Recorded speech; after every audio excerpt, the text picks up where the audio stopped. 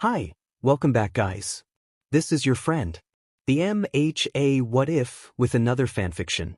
This is the first part of What If Deku Was Trapped in the Villain's Reality? All credits for this video go to their respective authors, so please support the real author. Check out the link in the description for more details. Please give this video a like and subscribe to the channel if you want more videos like this. Now let's get into the fanfic. The battle raged around them. All Might was no stranger to death and even less of a stranger to villains, but watching as the fire curled and spread around Kamino was a devastating blow. The screams of those that were trapped in the rubble echoed around the once bright and cheerful city. Now, homes were reduced to ash and the buildings collapsing as heroes worked desperately against the clock. Bakugo had been rescued and his students ushered to safety, but at a price. Gran Torino stood by his side, watching the carnage with sad eyes. This battle had caused too much harm for too many people. Their resources were running out. They didn't have much time left. If it continued to weigh that it currently was then, the wound that had decimated his body 5 years ago ached. He thought he was going to die then too, but that was before he had passed on his quirk. That was before he lost the majority of his power. In the center of all the chaos, All Might could only make out two figures. Against the ash and the smoke and the fire, they stood bright. They chattered as if the city wasn't burning, as if people weren't dying. That without a face and that with a terrifying smile. All Might had a history with All for One. Midorishi Izuku, however, was a new player. He had first appeared at USJ to attack Aizawa's students. He'd left his mark when he tore the building down with enormous destructive power. His ability to carry out a plan was horrifyingly fantastic. There had been injuries, but no one died that day. It was a very near thing. They didn't know much about him. They knew he had a destructive quirk, or quirks, if his close relationship to All for One was anything to go by. He had green hair. He liked to carry around as many weapons as he could fit on his person. They knew that he was charismatic and well-liked within villain groups. They knew he was smart. They knew he was fast and they knew he was young. No older than All Might's first-year students in UA. Much too young to have that sort of smile. To have those sorts of eyes.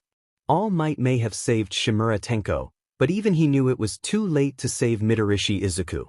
All for One corrupted everything he touched. That boy was no exception. All for One stepped forward.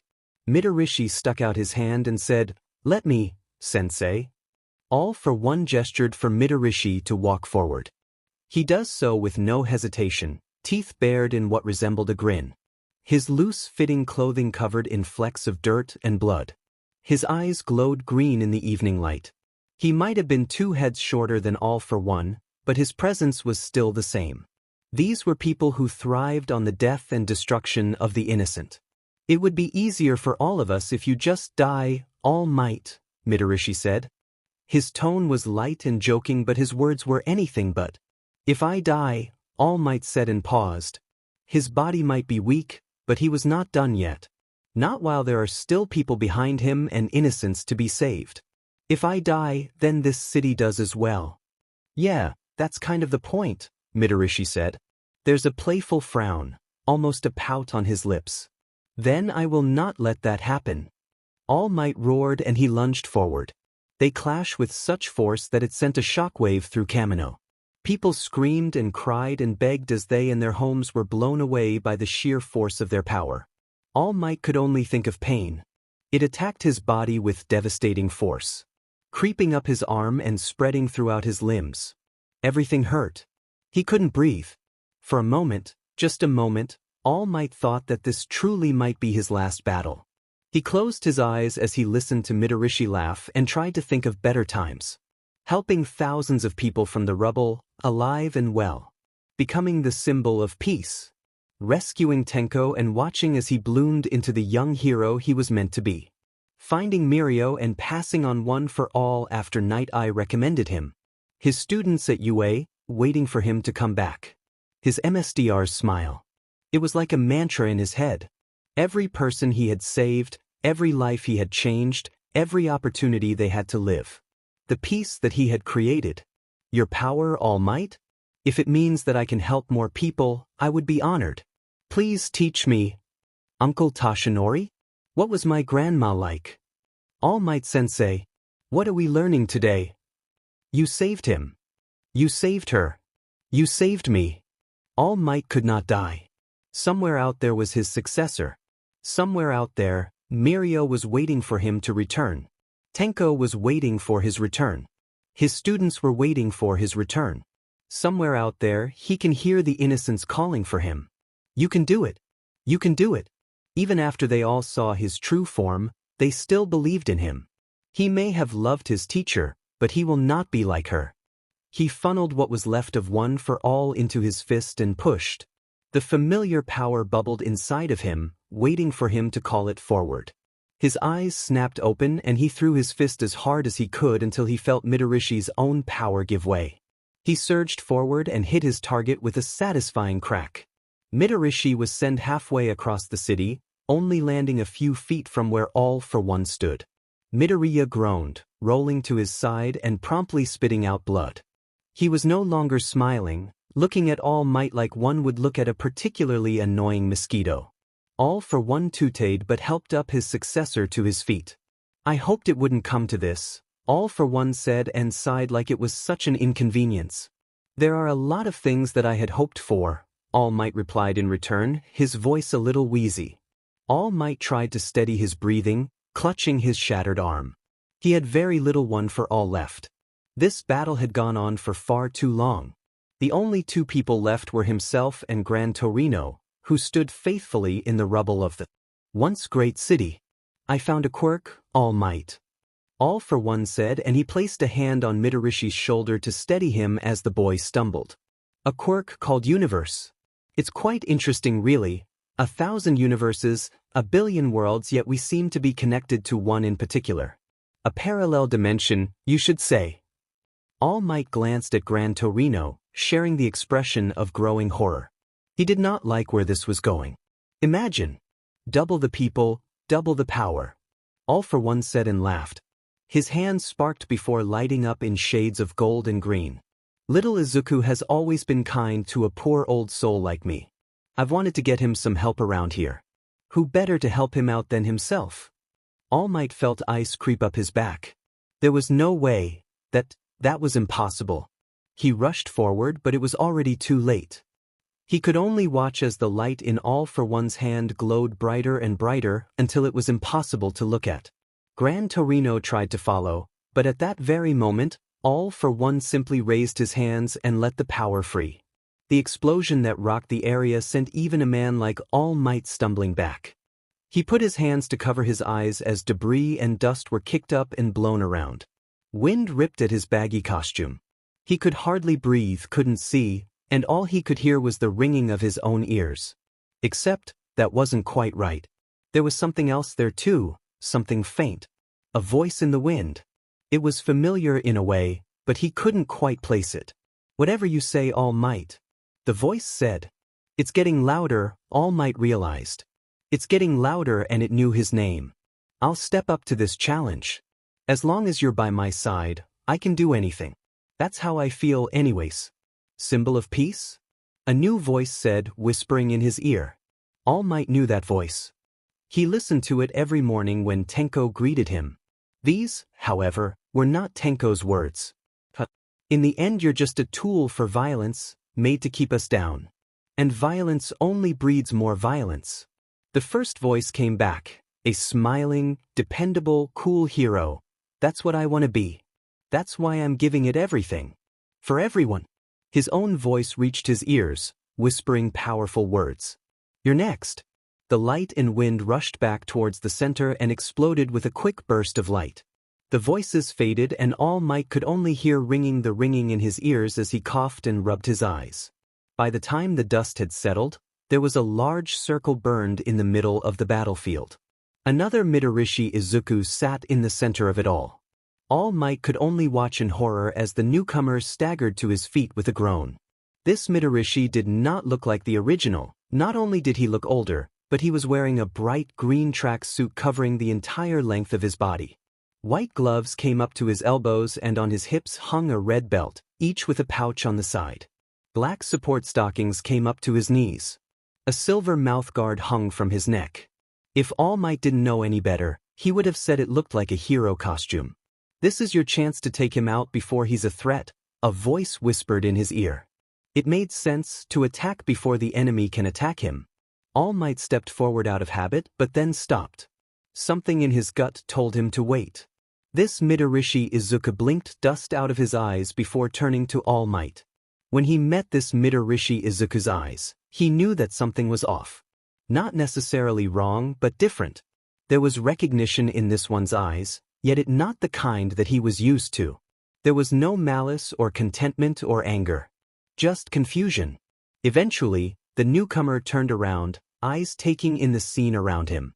He stopped on Gran Torino for only a second before looking at all the buildings and the fire and the smoke. If anything, he almost seemed even more confused. When his eyes landed on All for One, he seemed to stop breathing. He didn't notice his very own counterpart at All for One's side. All for One, the new Midorishi Izuku breathed out. There was something about his tone and the way he said it. It wasn't friendly. It almost sounded alarmed. Like he was seeing a long-dead ghost. If All for One still had a mouth, he would be grinning. Welcome, Midorishi Izuku. I'm sure you have questions. My name is Midoriya, the new Midorishi Izuku. No, Midoriya, said slowly, like he couldn't quite believe he had to say that out loud. The alarm All Might previously saw on his face was gone, replaced by a steel gaze. His voice was tight. All Might, for the life of him, could not figure out why. And I think that might be a bit of an understatement. I can explain, my child. All Might did not miss the flinch from Midoriya Izuku when All for One spoke. You're from a parallel world. I brought you here with a quirk of mine, I'm sure you know. My precious Izuku here would like some help, and I thought it was only fitting for a man like himself to help himself. So now you're here and you can help me kick All Might's butt. Midorishi, the one that All Might had fought over and over and over, said in a crude sort of way. Midoriya glanced at his counterpart currently standing by All for One's side as if noticing him for the first time. Midorishi bared his teeth in a grin while Midoriya edged backwards a little. All for One's words did nothing to calm him as he glanced at the buildings all around burning, still burning. All Might can only hope the heroes got all the civilians out in time. Midoriya caught All Might's eyes, almost as if he were asking a silent question, before turning his attention back to All for One. He seemed more confused than All Might himself. This is Kamino, Midoriya said. Yes, All for One agreed. This will be the final resting place of All Might. You, Midoriya Izuku said and paused, thinking over the words. It sounded taken aback. You want me to help fight All Might? Of course, All for One nodded along. I can offer you double of whatever my counterpart is paying you currently, along with anything your little heart could longing. Of course, you would get to help out drastically. Did you happen to check what world you were pulling me out of when you did this? Midoriya Izuku interrupted, and it was said in such an incredulous tone that had the situation not been as critical as it was, All Might would have laughed. All for One waved him off. Name your price after this, then. We'll speak of it more. Something nudged his side. All Might looked down to see Gran Torino, who gestured to the three locked in a conversation. Half of his mask was burned off and he was covered in cuts, but overall he still was able to fight. All Might was thankful for that, at least, because at the rate this was going, All Might was going to have to be fighting two Midorishi or Midoriya or whatever they're called, and All for One. Heck? Gran Torino mouthed. Yet All Might did not. He didn't know what was keeping him there, rooted to the spot. It might have been because his legs were so exhausted that if he took but a single step, he would collapse. Perhaps it was the fact that he could barely see straight, much less throw a punch in his current state. Perhaps, just perhaps, it was because something inside of him, one for all, seemed to be telling him to wait just a little longer. Just wait. Just wait. Just wait. Heroes were starting to gather again. All Might could see them on the tops of the rubble, slowly coming forward. They jumped from rock to rock as carefully as they could. Police held their guns and barricades high as they slowly marched forward. All Might was able to spot Neo Mesa in the crowd, decked out in full protection gear. All for One noticed them too and turned to Midoriya Izuku. It's time. Midoriya Izuku paused and then raised his head. There was a fire in there that All Might had never seen from Midorishi before. Power flared to life and Midoriya seemed to glow as streaks of green lighting littered his body. Fire leaked from his glowing eyes. The power that he put out was so strong that he cracked the very ground that he stood on. All Might knew that power. I don't know what I'm like in this world. Midoriya met the gaze of his counterpart. It seems like I'm pretty shitty actually. My child. My name is Midoriya Izuku. Midoriya shouted at the pair. His voice rang over the rubble of Kamino and all of the heroes paused to listen. All for One and Midorishi reeled back in surprise as the new Midoriya took a step forward. His expression burned in anger, the likes of which All Might had never seen. It wasn't directed at him. No, it was directed only at the villains. I am Deku, the successor of All Might and the current keeper of peace. All Might sighed in a surprised breath of air. That was not the declaration he had expected, yet he knew as he looked at this man he could be nothing else. The power that was around him, one for all, his costume, his posture. From the moment he arrived here, All Might knew he had been different. Midoriya Izuku was a hero. Midorishi's expression slowly changed into horror, the very horror that All Might had felt just minutes before. The type of horror that was felt when a costly mistake had been made. One that would not be so easily fixed. Midorishi glanced up at All for One who only sat there, stock still. All Might wished that he hadn't destroyed All for One's face because he would have loved to see the expression he was making right now. Midoriya? No. Deku raised his fist with a snarl. All for One, you've been my enemy since the day I was born. Deku let his punch fly. The dust settled and the storm rolled back for now. The battle had been short. The moment that All for One recognized the power that Deku wielded, he warped Midorishi away despite the numerous protests sent his way.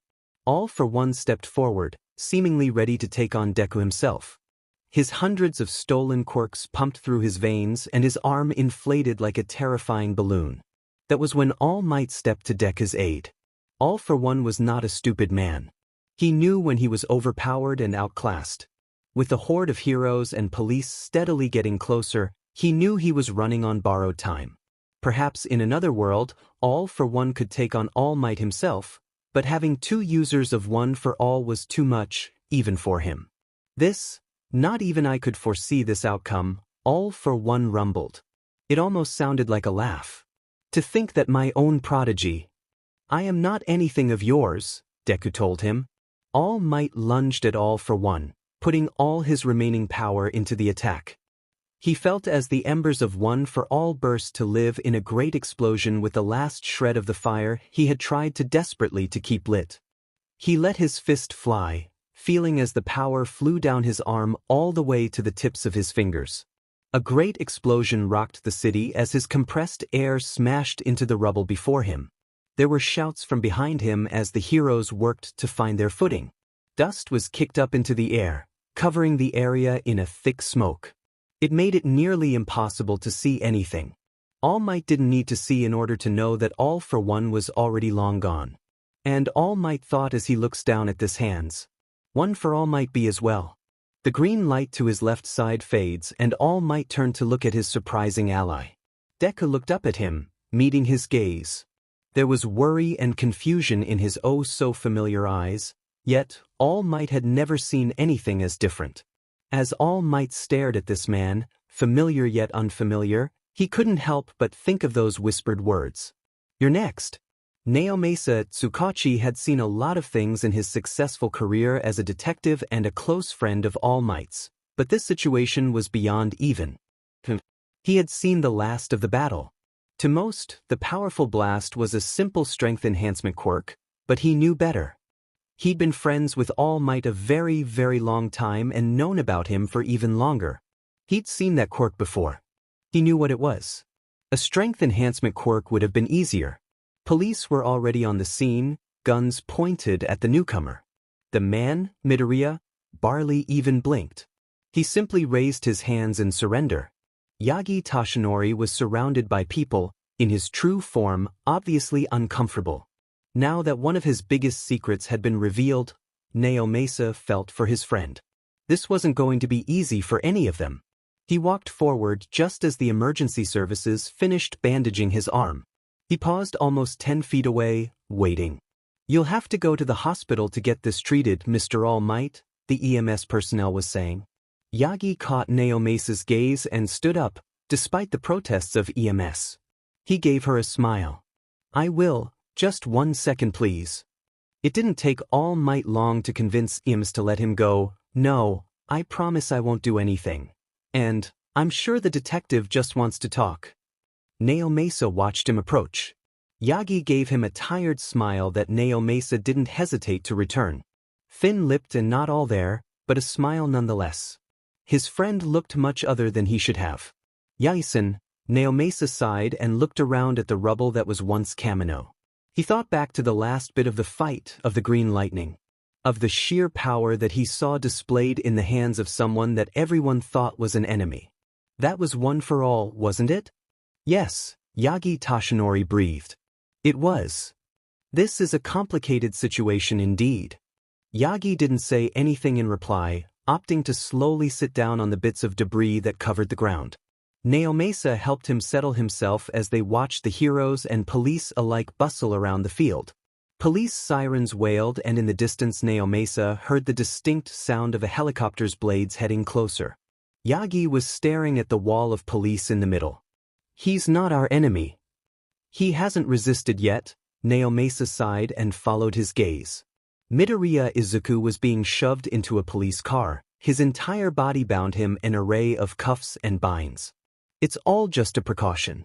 We can't rule out that this is one of all-for-one's tricks." "It's not," Yagi said. Naomesa already knew he was right. Tenko had been through a lot of things in his life. It didn't start out great, according to Gran. He didn't remember much of his life before, so he supposed it didn't really matter. All he knew is that his family was dead and All Might found him when he was 4 years old. He got a lot of pitying looks, but it was fine, really. You can't mourn for someone you didn't know. He'd had a lot of ups and downs. Being raised by Gran was always interesting. All Might would sometimes come visit on the weekends or crash during the week in between his hero shifts. He knew a lot of things he probably shouldn't, but that was alright because Tenko was always good at keeping his mouth shut. It was an interesting way to be raised, for sure, and he had his fair share of teasing, but he wouldn't have traded it for the world. Everything was going perfect. Until Mirio showed up. Tenko wanted to hate him at first. He was 12 when Mirio first started integrating himself into their life. All Might started spending more time with Mirio, a first year at UA at the time, than he would spend with Tenko.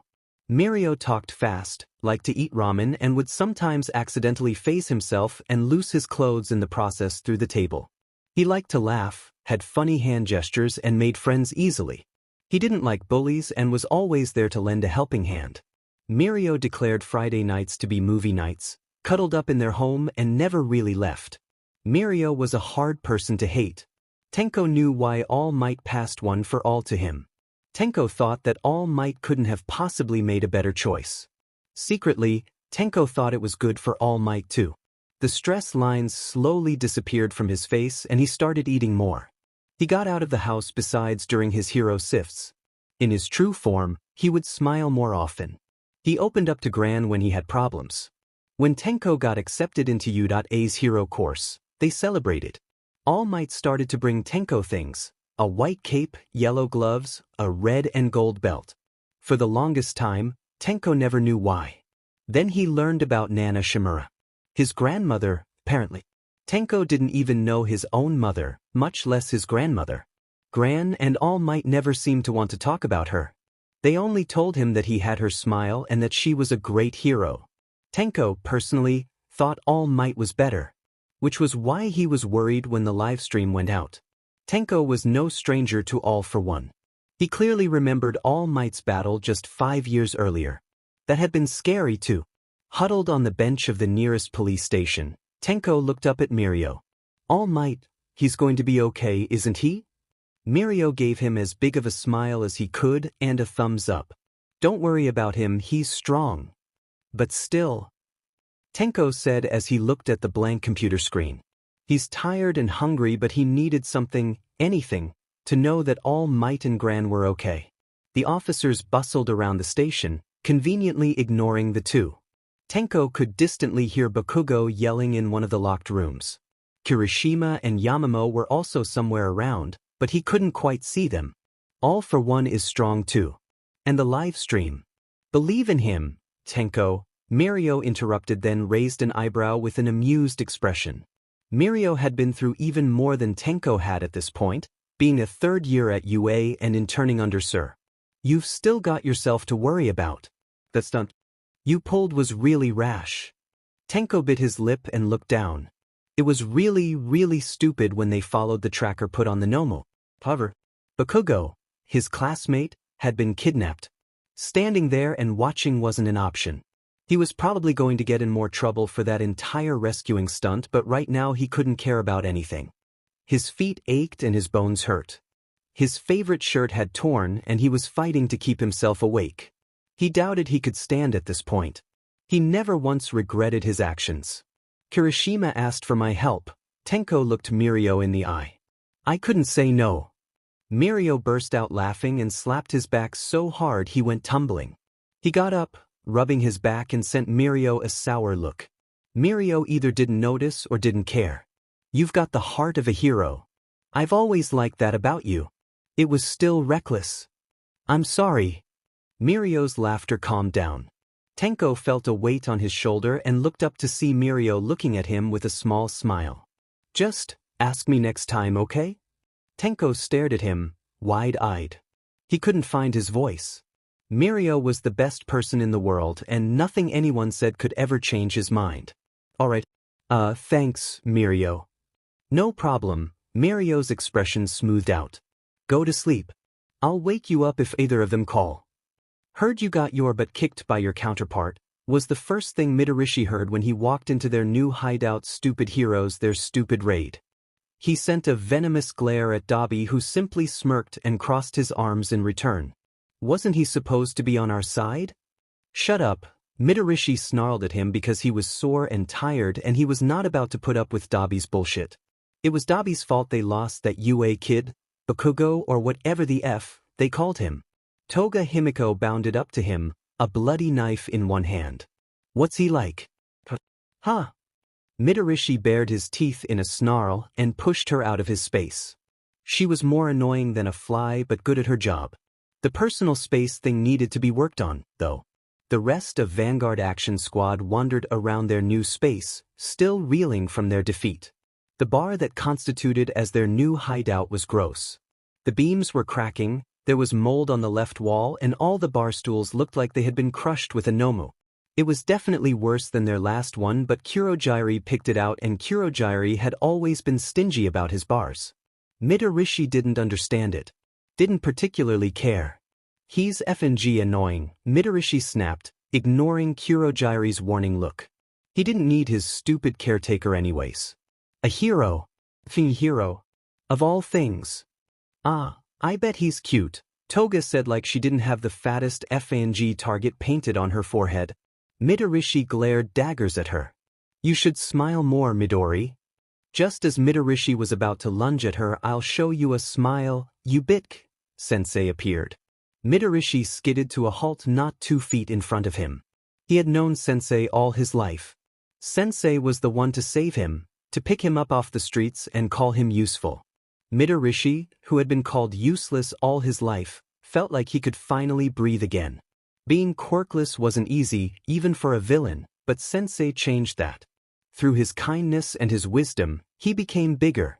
Better. He tore down all those that abandoned him and burned those that tried to hurt him. Suddenly he was so much more.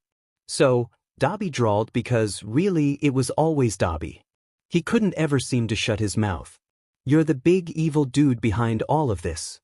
Sensei doesn't even glance in his direction. Calm down, my child. This was not a loss. Midorishi felt shame burn inside him. They were close, so close, but they messed up. He messed up. He's with the heroes. Yes, Sensei agreed. But as much as he is different, he is you. He's not, Midorishi wanted to say, but didn't. Instead he bit his lip, not understanding Sensei's point. And? How much chaos do you think that will bring? Sensei playfully tipped his head to the side, sounding amused. If he still had a face, he would be smiling. For a hero to come to a villain's world. I doubt this will be easy for Midoriya Izuku either. Naomasa was tired. With the destruction of Kamino, All Might's retirement and Midoriya Izuku, if that even was his name, in custody, there was a lot on his plate. The civilians were already panicking. The loss of lives were staggering. The police force was spread thin, desperately trying to keep the masses calm. It's only been a day since then, but Naomasa knew that the chaos was only going to get worse. He would have never thought a parallel world was possible. If you asked him a mere 48 hours ago that they were connected to another world via quirk, he would have laughed, but quirks are strange things with even stranger powers. He watched the man so similar to the one that he had been hunting for months and found that there wasn't much else he could believe. He saw what happened, he heard what was being said. Both All Might and Gran Torino agreed that this was not Midoriya Izuku. Naomasa could only stare at Midoriya Izuku through the double-screened glass of the interrogation room. He was different than Midoriya. His eyes were a brighter green, his hair a bit shorter. There was a distinct lack of scar that ran down the left side of his face, but it would have been impossible not to notice all the jagged scars that littered his arms. A particularly nasty one ran from his elbow to the tips of his fingers. He was calm, not once raising his voice. He smiled at the police despite their rough handling and, most importantly, didn't make a single hostile move. If anything, Naomasa appreciated that. The police just finished fastening his arms and legs to the table. 4 metal chains on each hand, 3 on each leg, and a band wrapped around his chest. To keep him tied to the chair. It would be impossible to move anything besides his head. For most people, the cuffs alone would be strong enough to keep him from moving or using his quirk.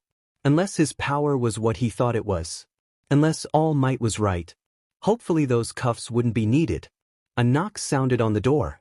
There was a crack as the door opened, echoing around the silent room. Naomasa didn't even turn his head. One of the outside police officers peeked in and said, "He's ready for you," as if he hadn't been watching this entire time. Naomasa steeled his nerves, activated his quirk, and walked through the door to the interrogation room. "Naomasa-san," Midoriya Izuku said immediately upon him entering and offered a smile.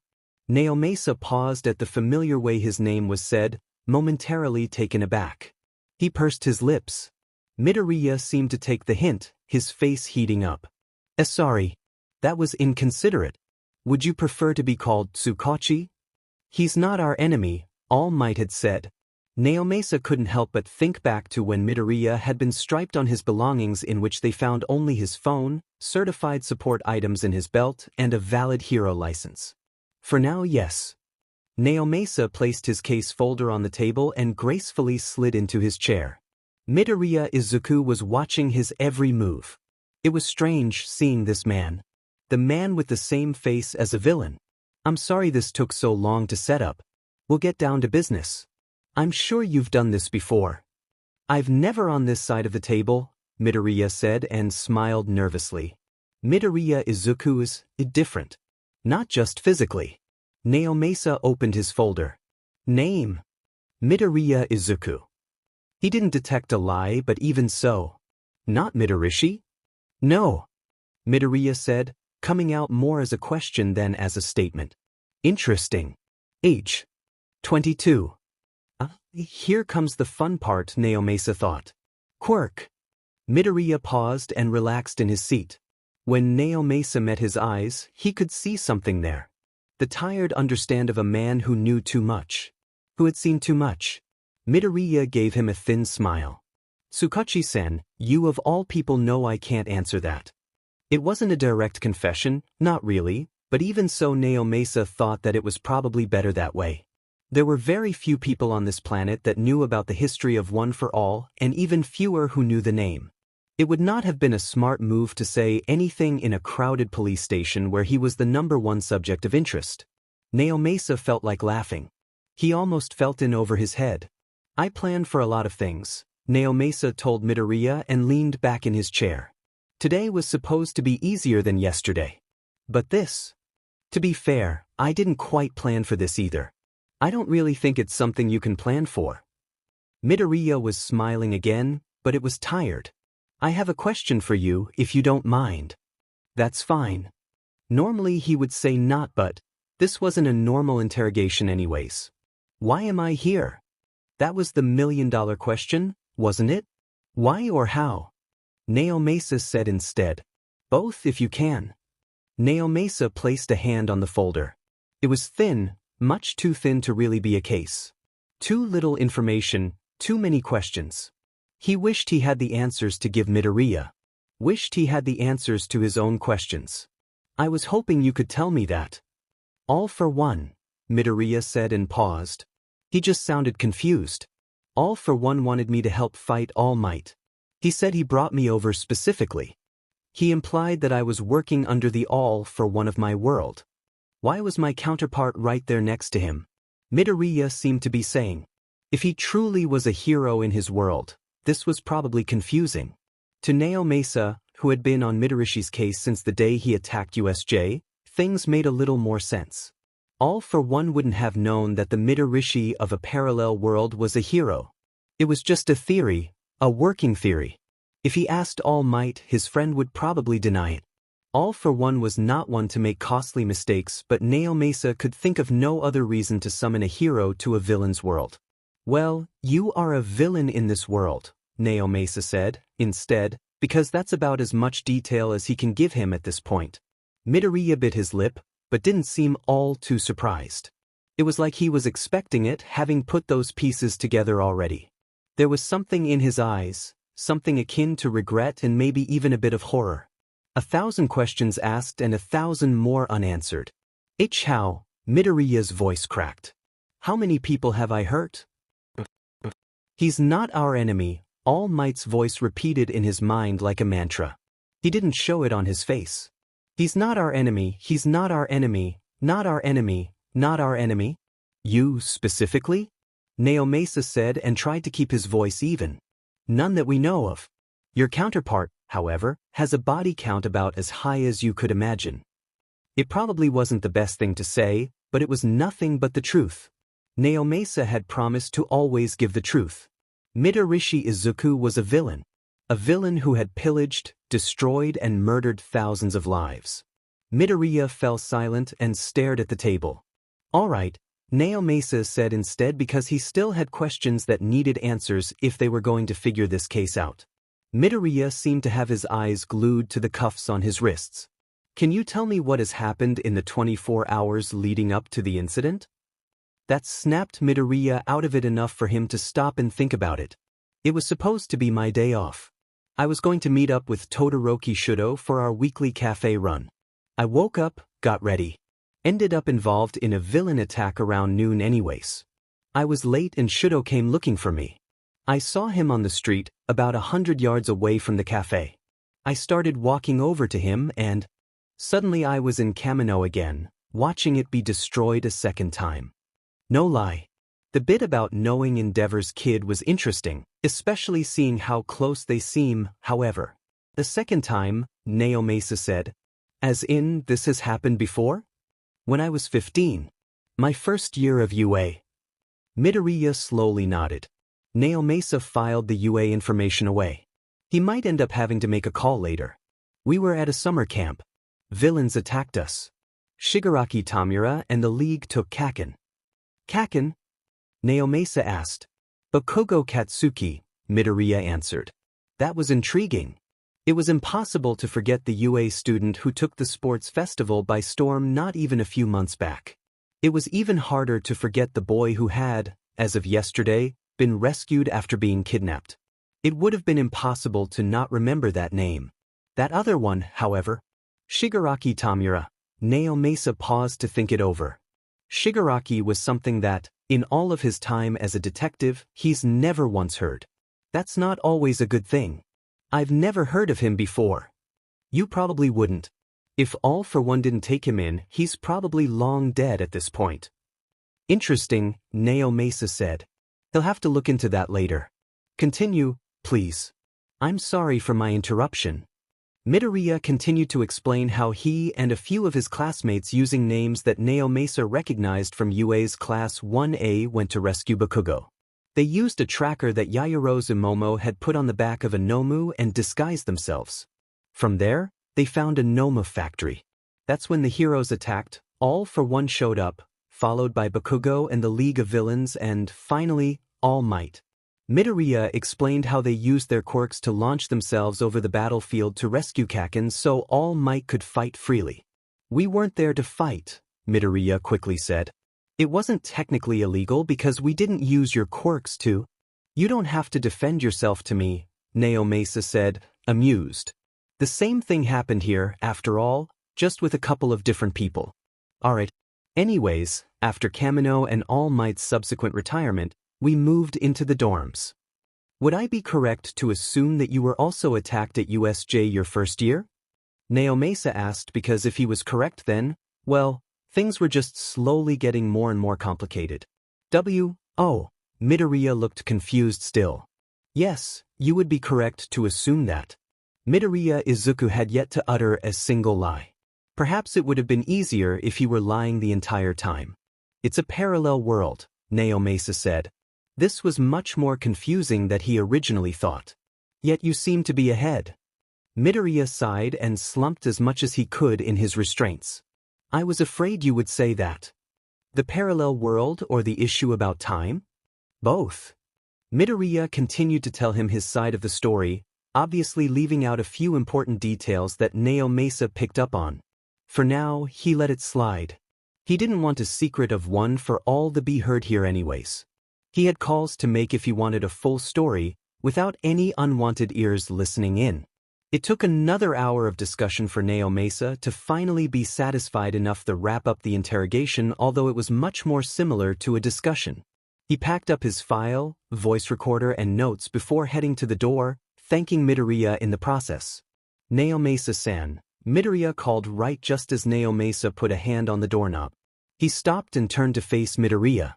Midoriya's eyes burned with such fierce determination, the kind that Naomasa had only seen reflected in those of All Might. I know I might be a villain in this world, but I am a hero in mine. I will do whatever it takes to help as many people as I can. If that means staying here until I defeat myself, then that is what I will do. Naomasa had a lot to think about. All Might. Yesterday, 5:56 p.m. Good luck with the raid. Sir has me on standby. Yesterday, 9:36 p.m. All Might, Tenko was apparently involved. I'm going to pick him up from the police station. All Might? Yesterday, 11:25 p.m. All Might, I'm watching the live stream. Tenko is here with me. Please be okay. Today, 8:23 a.m. All Might, please tell me you're okay. Tenko and I are worried. Today, 3:34 p.m. Mirio. Meet me at Yokohama Police Station. We have some things to talk about. Midoriya Izuku was having a hell of a day. It was supposed to be his day off. Every Monday, he and Shudo have gone out to lunch together since the day they graduated. To anyone who asked, it was just two good friends catching up about their lives. To them, it was more of a small celebration each week for being alive. The fact that they were there. They were there and alive and still standing even after everything. A congrats on not dying. Kind of deal. He'd already been running late. Shudo had texted him stating as such. He'd been hurrying down the streets, passing through the crowds with practice ease. He was only about a block away from the cafe when the convenience store exploded right next to him. So, he was going to be even more late. Really, it wasn't his fault. Being a hero demanded that you were always on your toes, always ready to help even when it was supposed to be your day off. So when he saw the panicked civilians needing someone, he stepped in. He wrapped up that battle as fast as it had begun. Shudo, who must have heard the noise and had come running out, had just enough time to watch as Izuku tied the villain's hands and walk over to him before, well, nothing. One moment he was in Mizudafu about to get coffee and the next he was in Kamino with a long-dead ghost trying to get him to fight All Might. You attract trouble even when you're doing nothing, Tenya once said. I don't, Izuku had protested. He totally did. He owed an apology to Tenya after this mess sorted itself out. All Might. Naomasa called from behind him. All Might startled, turning. Thrumped. His old friend gave him a smile from where he had his head poked through one of the office doors. A word, please. All Might pursed his lips but followed. He hasn't heard much about the situation seeing as he was in the hospital for the last 24 hours, not that he was too injured. If the interruption hadn't happened, he'd be much worse off. By the time he'd been discharged to the time that he'd arrived at the police station, all he heard from Naomasa was the fact that Mirio might want to be here. That was it. Naomasa gave no information on All for One or Midorishi or Midoriya. Well, that was probably going to change here soon, All Might thought as he entered the small office area. The room was much more spacious than it appeared on the outside. There were cabinets lining the walls and a round, wooden table in the center of the room. 3 people were already there: Aizawa, Nezu and Midoriya, who was suspiciously lacking the cuffs that All Might had last seen him in. Midoriya offered a nervous smile, Nezu waved, and Aizawa did no more than glance at him before going back to his phone. It was a strange group of people, especially seeing how calm everyone seemed to be. In truth, a group like this should never have been able to coexist peacefully, yet here they all were in a crowded police station after one of the greatest tragedies on the last 10 or so years. Midoriya, he could understand. After all, this entire situation revolved around him. However, it was truly unnerving to see Midoriya smile like that. All Might knew the sadistic grins and bitter smiles, but never had he seen the boy with such a kind expression. He knew Midoriya and Midorishi were different, but seeing it for the first time was rather unsettling. Aizawa and Nezu, however, were a mystery to All Might. UA and its teachers were not often involved in matters like this unless it directly involved one of their students. So seeing Class 1, as homeroom teacher and the principal crowded around the small, wooden table threw him for a loop. Naomasa saw his confusion. They're important, apparently. Important to what, exactly? Midoriya is from another world, a parallel world. Naomasa explained. Nezu watched him with rapt attention but didn't appear to be surprised. The same could not be said for All Might, who startled, because even though All for One had said the same thing, that was... Naomasa shot him a look before he could interrupt. All Might shut his mouth and let his old friend continue. In his time, he's already faced All for One. We believe that he might have information that will be useful to us in the future. Made sense. More than anything else, really. This Midoriya wasn't like his counterpart. He was older, calmer, and not as, intense. He didn't share his counterpart's ideals. He wasn't a villain. He announced as such back on the battlefield only a day ago. I am Deku, the successor of All Might and the current keeper of peace. That reminded him, are you really the current symbol of peace? Midoriya looked at him in the same way that Mirio or Tenko did. All Might was never quite sure what way that was. I am. Naomasa sat across from Midoriya and next to Aizawa. He guessed it at the empty seat next to him. All Might took the hint and sat down. Naomasa nodded towards Midoriya. Why don't we start from the beginning? Midoriya slowly nodded, placing his hands on the table. He looked lost in thought. When I was a kid, I wanted to be a hero. The type of hero that was kind and dependable. A smiling, dependable, cool hero, All Might said under his breath. He knew those words, whispered in the heat of battle.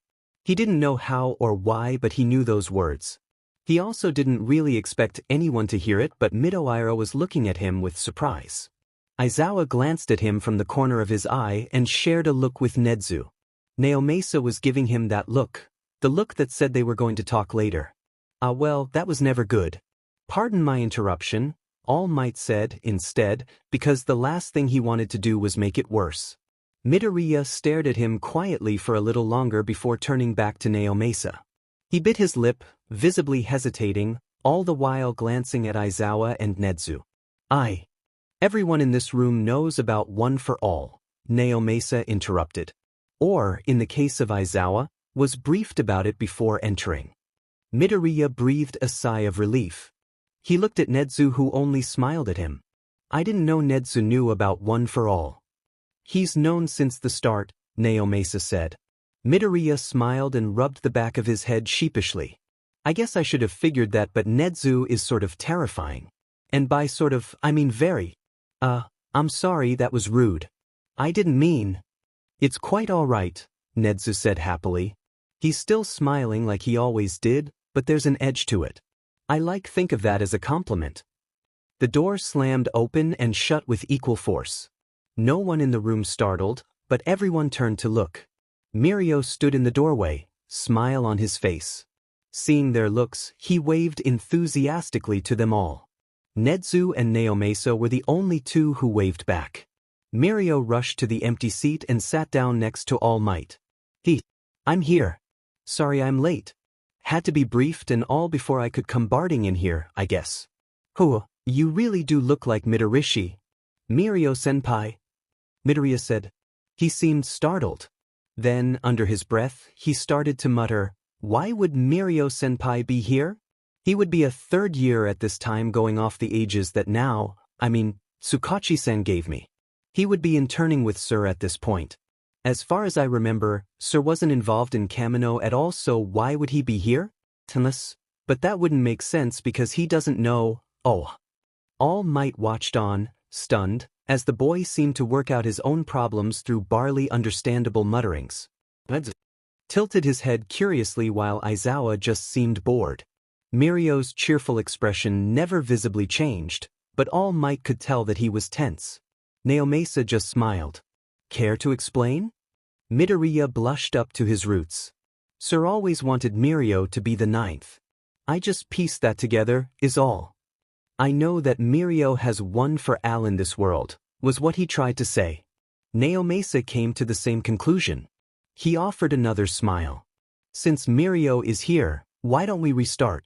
This time with one for all. Alright. I already said I wanted to be a hero since I was little, Midoriya said. What I didn't say was that I was born quirkless.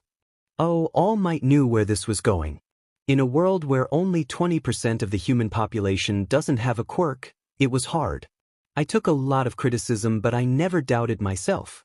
I just had to work harder than anyone else. Midoriya took a deep breath.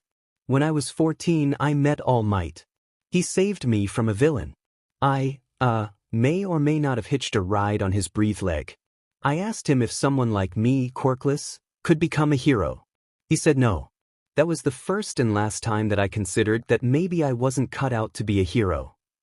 Midoriya was staring at All Might again and he tried not to sweat. In reality, he probably would have said the same thing to a quirkless child. However, Midoriya wasn't just a quirkless child. His counterpart must have seen something in him to pass on one for all. All Might just wished he could see that as well. Long story short, I rushed in to save a friend. All Might was impressed and offered me his quirk. I accepted. For the next 10 months until the UA entrance exam, he trained me at Dagoba Beach in order to prepare my body to receive one for all. Midoriya went on to explain about the entrance exam, how he got 0 villain points, how he destroyed the 0-pointer and got in on rescue points alone. Aizawa and Nedzu both looked minorly impressed. Midoriya explained how it had physical repercussions on his body. Although he didn't explain what those physical repercussions were, All Might had a good idea, and for the next few years, how he struggled to control his power. He mentioned the attack on USJ and how that was the first time he met Shigaraki Tamura, all for one successor in his world. The sports festival, meeting Gran Torino, what happened in Hosu with the hero killer, the attack on the summer camp, all the way up to Kamino. We were put in the dorms after that, Midoriya said. Then he spoke about the internship he took on with Sir Night Eye and the events leading up to the battle with the 8 precepts as well as its after effects. All Might shared a glance with Mirio while they listened to Midoriya describing the battle. There was a lot to think about. A lot that needed to be changed. Midoriya explained his second and third year in as equal detail. The situation only seemed to build up and get worse and worse. If this was their future, All Might had to change it. Too many things would go wrong, too many people would suffer. Midoriya paused when he neared the end of his third year and took a deep breath. The July attacks were our last big battle. Shigaraki and his league attacked. By the time we had any idea what was going on, Japan was under siege. UA was considered one of the last strongholds in Japan. We didn't have much time left, so we staged a counterattack. We won, but it was a near thing. Afterwards, 3A graduated with medals of honor for our participation and subsequent end of the war. We easily rose in the rankings, Some of us opening up our own agencies right away. By the time I was 20 years old, we dominated the top 20 heroes. I was number 5 at the time. That was the first time I was officially called the symbol of peace. There was silence in the room. Everyone was too deep in thought to offer up any comments. Nedzu leaned back in his chair, took a sip of his tea and sighed. Aizawa was staring intently at a coffee stain on the table. Mirio had long lost his cheerful expression and was instead staring down at his hands. Naomesa's notes were at least a mile long at this point, and he didn't seem to be stopping anytime soon. It seems, Nedzu said, but his voice is quiet, that there is much to think about.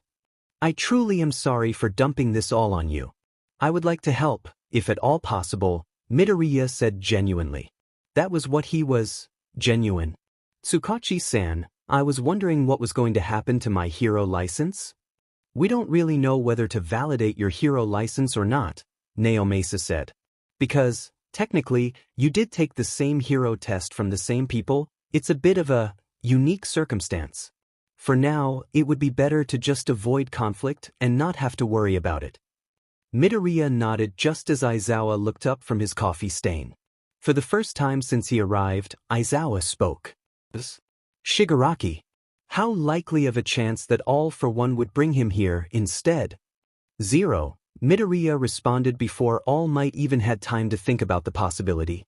His voice was strangely flat. He noticed everyone staring at him and he flushed, sinking down into his seat. He wouldn't meet any of their eyes. Shigaraki didn't survive. During the July attacks. I see, said Aizawa.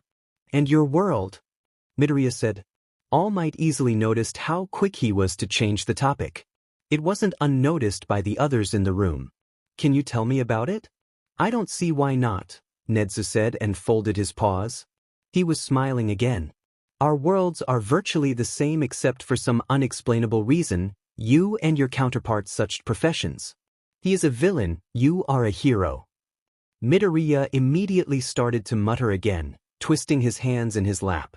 All Might couldn't understand a single word he was saying, but Nedzu seemed to be enjoying the entire thing if his widening smile was anything to go by. Mirio laughed a bit under his breath. Midoriya noticed them staring and broke off, waving his hands in front of him. I'm sorry. It's a bad habit, everyone tells me. I should stop and I've been trying but it's… Mirio interrupted him. I like you better than your counterpart. Midoriya stopped and stammered out, thank you? I didn't think that was hard to do. Now that that's out of the way, Naomesa said while finishing up writing. He flipped his book shut with an audible snap. I think we should figure out where Midoriya here is going to be staying. Prohos. With Ida Tenya, Mizo Shoji, Ashido Mina and 15 plus others. Wednesday, 2:56 p.m. Deku is MIA as of Monday afternoon. Jiro, excuse me what? Bakugo, Deku ISFWHAT. Tsuyu, is that why he hasn't been in the news recently? Do you know what happened? Hagakure, oh my god what happened? Aoyama, 2 foes de Mogul? Ashido, Uraraka are you okay? Wednesday, 2:58 p.m. I'm fine, it's Todoroki that's taking the brunt of it. She just disappeared. We don't know anything. We're working on it. Kaminari, yeah, if Midoriya is anything he's strong. Ojiro, will help. He'll be okay. Yamamo, we'll find him, Uraraka. Todoroki Shudo had seen a lot of things in his life. Being a pro hero definitely helped in that aspect. It wasn't always a good thing. He'd seen his friends and classmates injured and beaten so black and blue that they could barely stand. He'd been in more than one hospital waiting room, watching as the staff ran back and forth. There had been times where he wasn't sure they were going to make it. From his first year at UA to standing here now as number 3 in the hero rankings, he'd seen his friends in a lot of tough situations. He'd never seen one disappear right in front of his eyes. Only 2 stores down from the cafe they were supposed to meet at on an unsuspecting Monday afternoon, Shudo watched helplessly as his best friend disappeared in a gold and green light. 2 days of vigorous, non-stop searching yielded absolutely nothing. Now, despite his desk being full of pictures, notes, news articles, anything and everything that could possibly help find him, Shudo still had nothing. He tried not to let it get at him, he really did. Izuku was strong. He'd always been strong. But he was right there. He thought of the smile on Izuku's face right before he disappeared and failed to get rid of the guilt in his gut. Their shared agency, himself, Ochako, Izuku and Tenya, did its best to cope, with Tenya taking on the brunt of the work, but it was still hard. Kirishima and his agency, being the closest around and also the ones called during the convenience store burglary right before Izuku disappeared, were also informed. Kirishima helped where he could, offering supplies and extra heroes to expand the search. People were asking about Deku and why he had yet to make an appearance. After the July attacks, Deku had been a constant presence in the hero world. A way of saying, "It's okay because I am here." When a man like that disappeared, people started to notice. Their agency was stuck. They either had to find Izuku and find him soon or release the fact that the symbol of peace disappeared and they had no idea where he was. Todoroki, Ochako sighed from her position against his door. Kirishima and Tenya were hovering near her, looking like they wanted to enter his office but couldn't bring themselves to. They both looked tired and exhausted. Shudo would hate to see what he himself looked like. He'd spent just as much time, if not more, on the search. You can't keep beating yourself up over this. We'll find him. He thought of the gold and green light. The smile right before he disappeared. He blinked and Izuku was gone. He was right there, Shudo said. And suddenly he wasn't. This absolutely wasn't your fault, Tenya said in his no-nonsense voice. I was there and didn't do anything, Shudo wanted to say but kept his mouth shut. It didn't help the guilt tearing at his chest. Izuku had saved him countless times. Izuku always had his back. Yet he couldn't save his friend the one time he needed saving. That was on Shudo. That was his fault. Whatever we're doing, we need to do it soon, Kirishima said, drumming his fingers on the doorframe. Everyone's worried, man. Villains are taking advantage of his leave.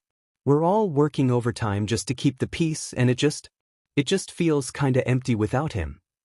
Midoriya Izuku, the boy who showed up the first day of UA and a shaking mess and graduated as the savior of Japan. Countlessly risking life and limb just to offer them, everyone in the class, the safety that they needed. He wedged his way into all of their hearts and never really left. Ochako put a hand on Kirishima's shoulder. I know. We have to be strong though. Deku is counting on us. We'll find him. I promise you, Tenya said with as much conviction as the situation offered. I promise you will find him. Midorishi Izuku was in a police station, staring at him. When Mirio and All Might had told Tenko they had big news, this was not what he was expecting. Shigaraki Tamura, Midorishi breathed out and looked like he was staring at a ghost. All Might, who had been standing right next to Midorishi and letting him walk around like it was nothing, looked at Midorishi in surprise. Tenko has been called a lot of weird things. Teen, Trico, Tonsil, Teniwina 5-year-olds were incredibly creative, but that was the first time he'd ever heard someone be so off. That someone being Midorishi Izuku, the very person who nearly crushed Aizawa-sensei into dust, tried to stab Tsuyu and kidnapped Bakugo not even a week ago. Hell, Tenko had his face smashed into a slab of concrete and had the scar running down his cheekbone to prove it. Tenko felt like he should be offended. If you try to kill a person, at least learn their names. Instead, Tenko steeled his nerves, pointed to his chest and asked, "You mean me?" while trying not to think about the fact that he's holding a conversation with All for One's successor. All Might was glancing between the two of them before saying, very slowly, "That's Shimura Tenko." Shimura Tenko. Midorishi Izuku paused before letting out a huff of hair. Oh, you've got to be kidding me. What did Nedzu say, that they were virtually the same? I didn't know your Shigaraki was Tenko. All Might, if anything, looked troubled. I'll have to tell Naomasa. I thought he would be dead, Midorishi muttered. Normally, that statement would put anyone on edge, but the way Midorishi was looking at him was strange. He almost seemed wary of him. Seriously, what was going on? All Might, Tenko said and gestured to the number one problem right now. Midorishi Izuku, the leader of the League of Villains, was definitely standing in the lobby of a police station but not in HNDCFFS. And all the officers seemed to be ignoring him. And All Might wasn't attacking him. Isn't that Midoriya Izuku? Big name villain? The one that, smashed my face into concrete. No. This is Midoriya Izuku. He's different. Don't worry about it, Tenko. All Might said, which explained absolutely nothing. If seeing his look, All Might added, Mirio and I will explain at Gran's place later. Tenko eyed this Midoriya. Where's he going? To UA. Okay. Tenko said, trusting his somewhat of a father figure but not Midoriya. Midorishi's long-lost brother. Why is he going to UA? Tenko, All Might warned. Okay, wow, he had a good stern dad face. Midoriya smiled at him. Like actually truly smiled at him. Without trying to smash him into the ground. I'm sorry. This probably seems weird to you, Shimura. He's different, All Might said. Yeah? No fing kidding. This one smiles. Tenko was the only intelligible thing that came out of his mouth in response. Midoriya looked confused. Huh. My name, Tenko said. It's Tenko. From a young age, he saw the way that his name affected All Might and Gran. The moment someone else called him Shimura, they would both tense and have this far-off look in his eyes. Tenko never knew what they were thinking about, but he did know who they were thinking of. Tenko didn't want to be compared to is his long-dead grandmother. He certainly didn't want the successor or only look-alike of his grandmother's killer calling him that. All right then, Tenko, Midoriya was staring at him with that look again. I guess I'll be seeing you around? It came out as more of a question. Tenko shot a look at All Might, who only gave him a tired smile in return. I guess so. All Might put a hand on Midoriya's shoulder and lead him away. Very few even glanced in their direction. Tenko could only stare at their backs in horrified disbelief. That was, well, weird would be an understatement. Midoriya Izuku was a strange person. The way Midoriya looked at him, he couldn't quite get Midoriya's expression out of his mind. Midoriya looked at him like he was a villain. You're saying, Tenko said slowly, that Midoriya Izuku is from a parallel world. That he is a hero in his world. That he saves people. That he's the symbol of peace. His words echoed around Gran's beaten-down apartment. Crowded around the small kitchen table was All Might, Mirio and Gran himself, still covered in bandages and only recently discharged but otherwise all right. Mirio and All Might had just finished explaining what went down in the police precinct not 4 hours ago. He may or may not be a bit hysterical. Yes, All Might said. Pardon my French, but what the f dash dot? Language, Mirio chastised with a grin. Gran laughed. All Might looked like he was seconds away from calling it a night and going to bed. A hero, Tenko repeated. Him. He's not like Midoriya, All Might said and crossed his arms. He also wields one for all, Mirio added like that was supposed to make anything better. He what? Tenko leapt to his feet. All Might tried to get him to sit back down, but Tenko's head was spinning way too fast to even think right now. He looked accusingly at Gran. Did you know about this? I watched him use it, brat. Is no one else a little suspicious at all, for one happens to summon a guy that wields one for all and calls himself a hero? At all? Gran picked at his ear. You're so loud. Tenko, chill, Mirio said. Even Mirio, God. He's really not like that. Tenko whirled on him. And how long have you known him? Tenko, All Might said. Tenko turned and met his eyes. All Might offered him a small, tired smile. There was something in his eyes. Something that he wasn't saying, but it was there all the same. He's not a villain. Trust me. He did trust All Might. He just couldn't bring himself to trust Midoriya Izuku. All Might versus the Faceless Man and the leader of the League of Villains. Posted, Sunday 7:56 p.m. by Azuma Hachiro. As I'm sure everyone has heard, on Monday evening Kamino Ward, located in the city of Yokohama, was attacked. This was directly following a raid that focused on the League of Villains headquarters to rescue kidnapped first-year UA student, Bakugo Katsuki. The destruction of Kamino and the subsequent loss of lives are taking its toll on all of Japan. The country is in mourning. As of right now, the only official details that we can give are Bakugo Katsuki was safely rescued and uninjured. All Might is confirmed to have been discharged from the hospital. Before the live stream ended, a man without a face appeared alongside known leader of the League of Villains, Midorishi Izuku. When questioning detectives involved in the case, they refused to give a comment. For now, we wait and our questions go unanswered. Who is this faceless man? What caused the live stream to end? Will the heroes be able to stop the League of Villains? What are we going to do next? Out of the entirety of the case, Todoroki Shudo only had a single clue to go off of, a golden and green light. That was it. It was obviously quirk. But it couldn't be anything else. So, for the last 48 hours he scanned every quirk in the entire history of the registered database to find something similar to whatever he saw. To whatever made Izuku disappear. He didn't find anything. So there he sat, computer open, curled up at his desk and feeling like the most useless person in the world. Scribbled notes and trashed papers lay around, abandoned but not forgotten.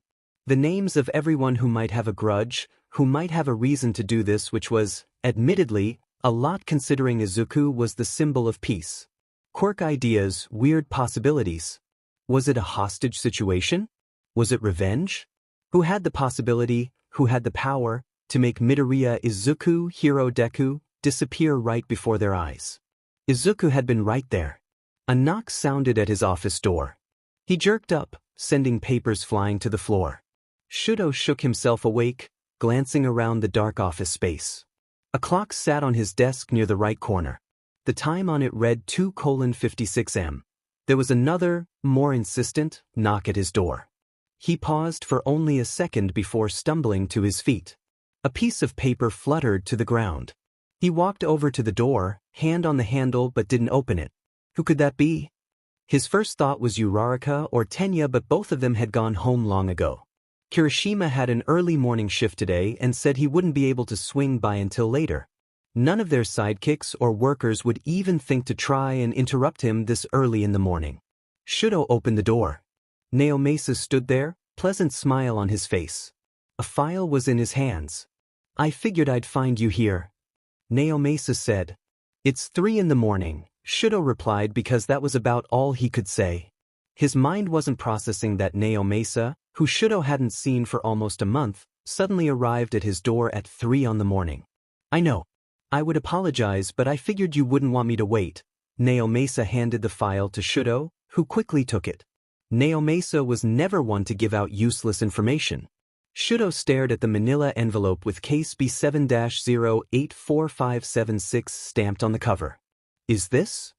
It's a cold case, Naomasa told him as Shudo fingered the edges of the file's sides. But it's better than nothing. They had a lead. Shudo clutched the file to his chest like it was a lifetime. He couldn't even begin to express how much gratitude he was feeling to Naomasa. Thank you. Thank you so much. Izuku has done so much for us. I'm only returning the favor, Naomasa said and sighed. His mom has been asking for updates on the case every 2 hours. It's getting harder and harder to tell her that we don't know. All Might is worried, too, but he's limited on how much he can help out. He's trying not to show it, but I've known him a long time. I've never seen something get to him as much as Izuku's disappearance. He loves Izuku like his own son. For All Might's sake, find him. Shudo thought of what Tenya said yesterday. The determination to find their missing friend. He looked at the file in his hands. Some of the guilt that was eating at him was finally starting to fade away, replaced by a new resolve. Naomasa-san, I promise you will find him. The world needs its symbol, Naomasa said with a smile. Then he turned on his heel and left. Shudo spent the next few hours poring over this case. Every little detail noted, every name and location memorized. He scribbled notes on the margins and highlighted every sentence. He didn't even notice the time until the sun had risen and the city was starting to wake. The case wasn't much. In fact, it was basically nothing. 10 years ago, 10 different people were reported missing near Takoba. There was no order to the disappearances. Men, women, children were all victims. They didn't know each other. Their families didn't know who could possibly do it.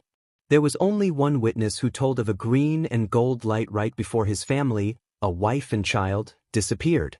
The suspect was male, tall, and wore a hood to protect his face. No one knew where the victims went. They were never found. Shudo could still use this. He had to. Japan burned as the sun set over the horizon. Ash blanketed the nation, covering the buildings in a thick smoke.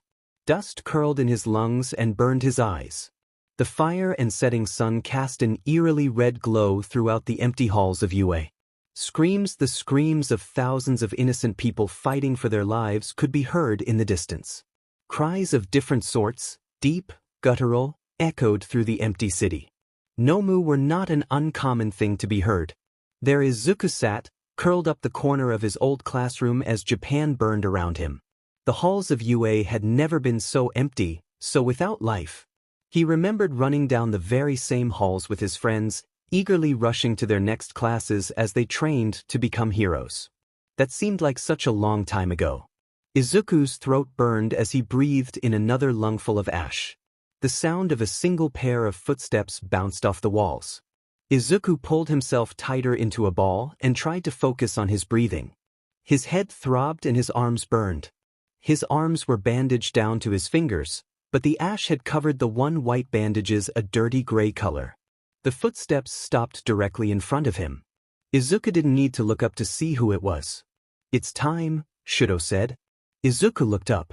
Shudo held out his hand. Izuku took it without hesitation and Shudo hoisted him up off the ground. No words were spoken as Shudo led him through the empty halls of UA up to the roof. The rooftop was crowded, surrounded by various people in all shapes and sizes. Old, young, big, small. Mothers, fathers, children, civilians and heroes alike.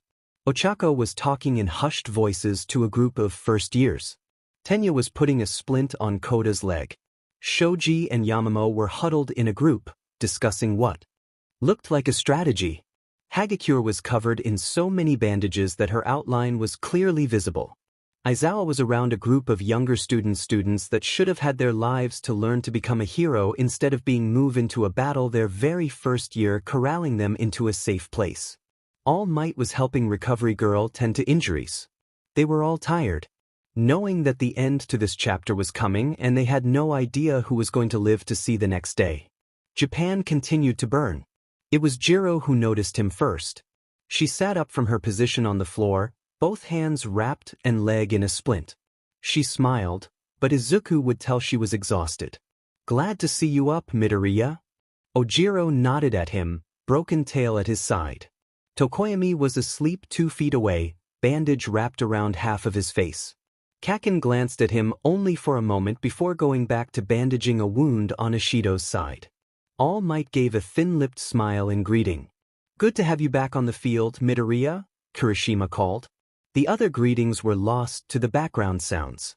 Ochako walked over and pulled him into a hug. When she pulled away, her smile was sad. "We don't have much time."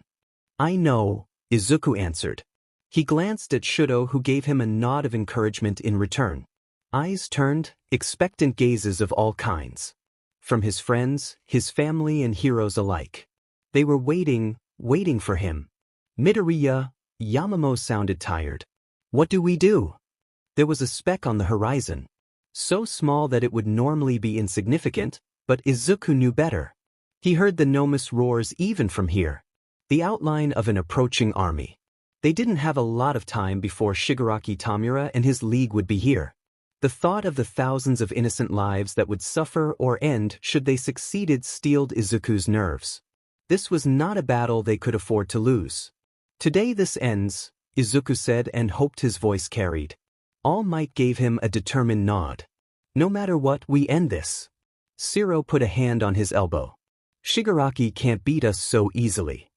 We have each other's backs," Tsuyu said, determined. "No matter what." The silence overtook the roof. People basking in what was quite possibly their last few moments alive.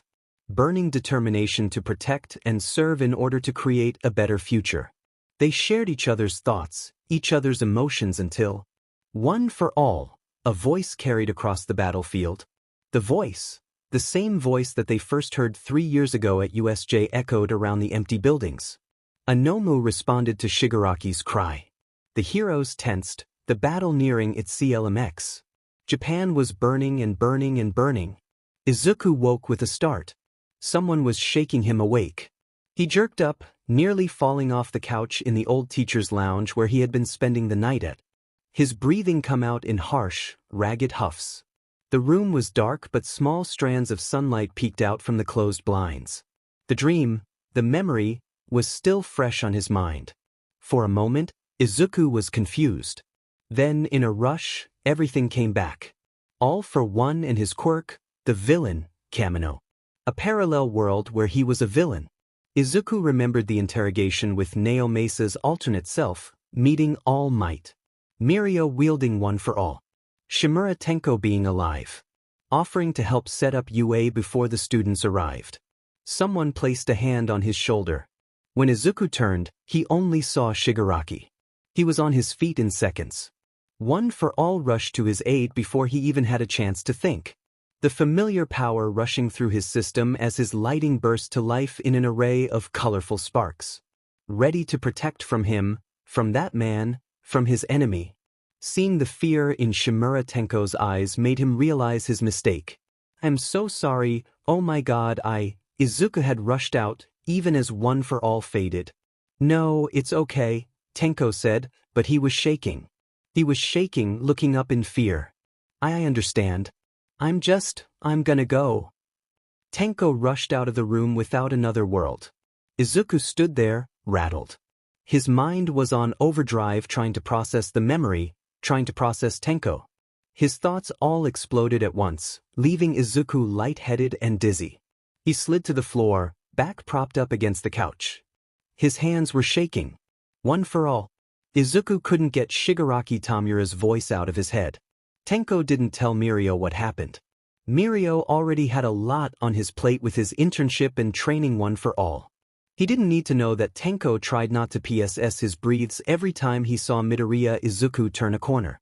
In hindsight, waking Midoriya up from what Tenko assumed was a nightmare was not the best idea. Especially since he was pretty convinced the nightmare had something to do about him. Or his counterpart, at least. It had been stupid. A dumb move. How would he react had it been Midoriya that woke him up from a nightmare? Not good. The sad part of it all is that he understood why Midoriya reacted like that. He understood Midoriya's fear. He felt it every time he looked at Midoriya's face. Midoriya and Midorishi looked terrifyingly similar. He could only assume Shigaraki and himself were the same. Midoriya avoided him the rest of the morning. Tenko avoided Midoriya the rest of the morning. It was childish and stupid. He should really work out his problems like an adult, but he couldn't shake the fear whenever he thought of seeing Midoriya again. He couldn't get the image of One for All's power almost being used against him out of his mind. The combination of both of them avoiding their problems was probably the reason they ended up bumping into each other in the empty cafeteria. Karma was a beach, after all. Across the cafeteria, Tenko could only watch in horror as Midoriya and Izuku walked in, carrying a rather large stack of books with ease and seemingly oblivious to his company.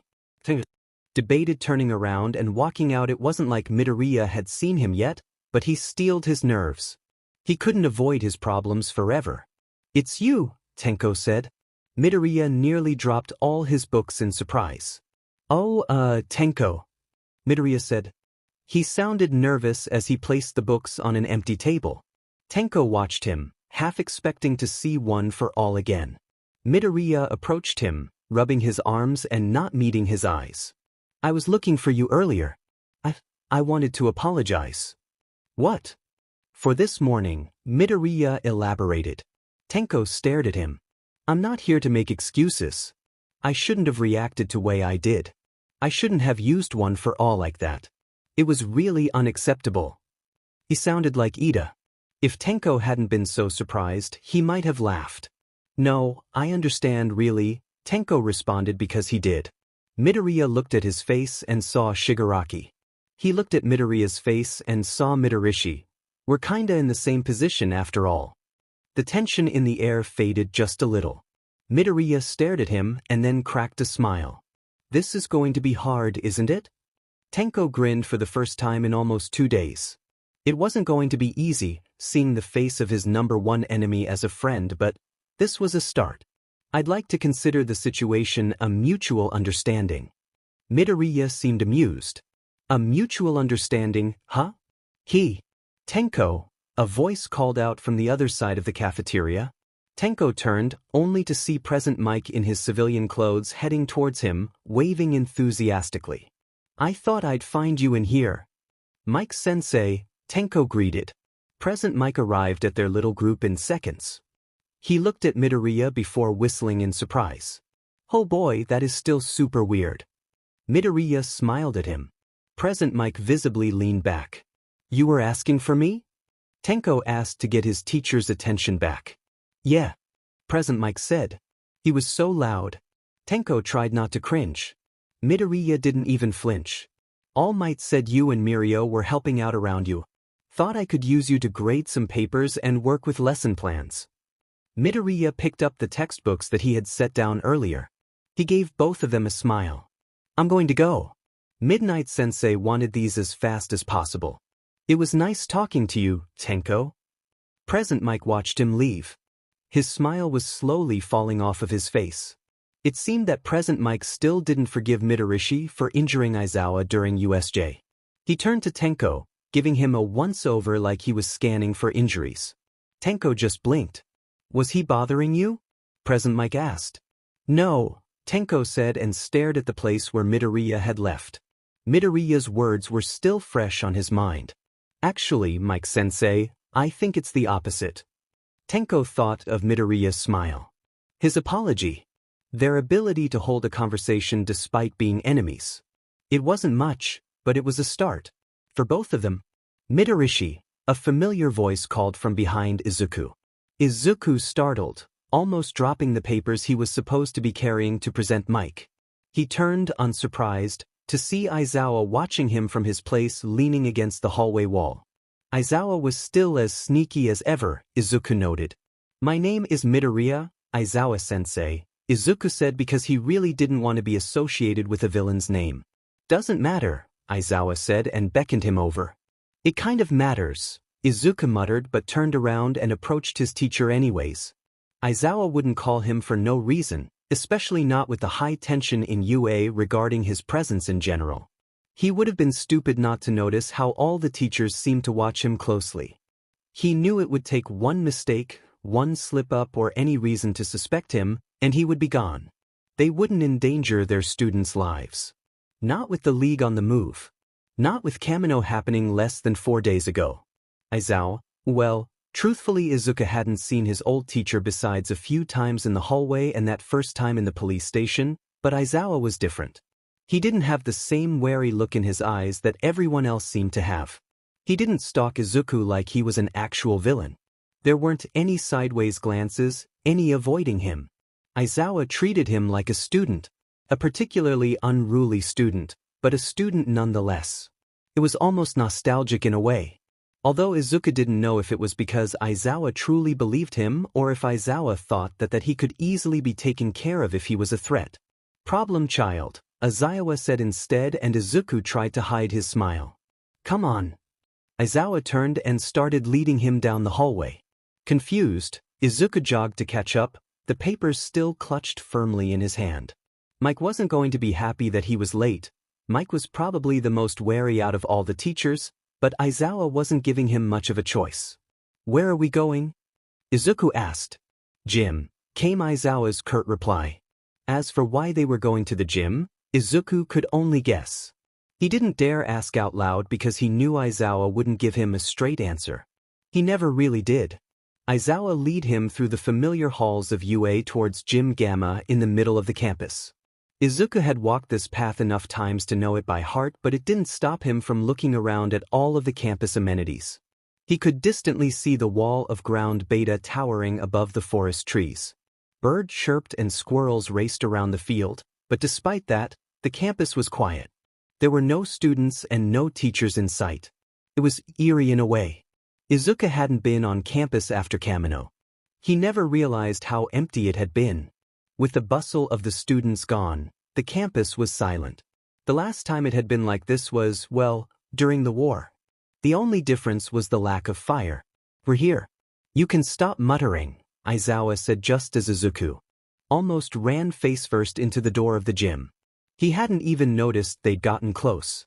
Aizawa was watching him from the corner of his eyes and Izuku tried not to blush. Bad habits die hard. Why the gym?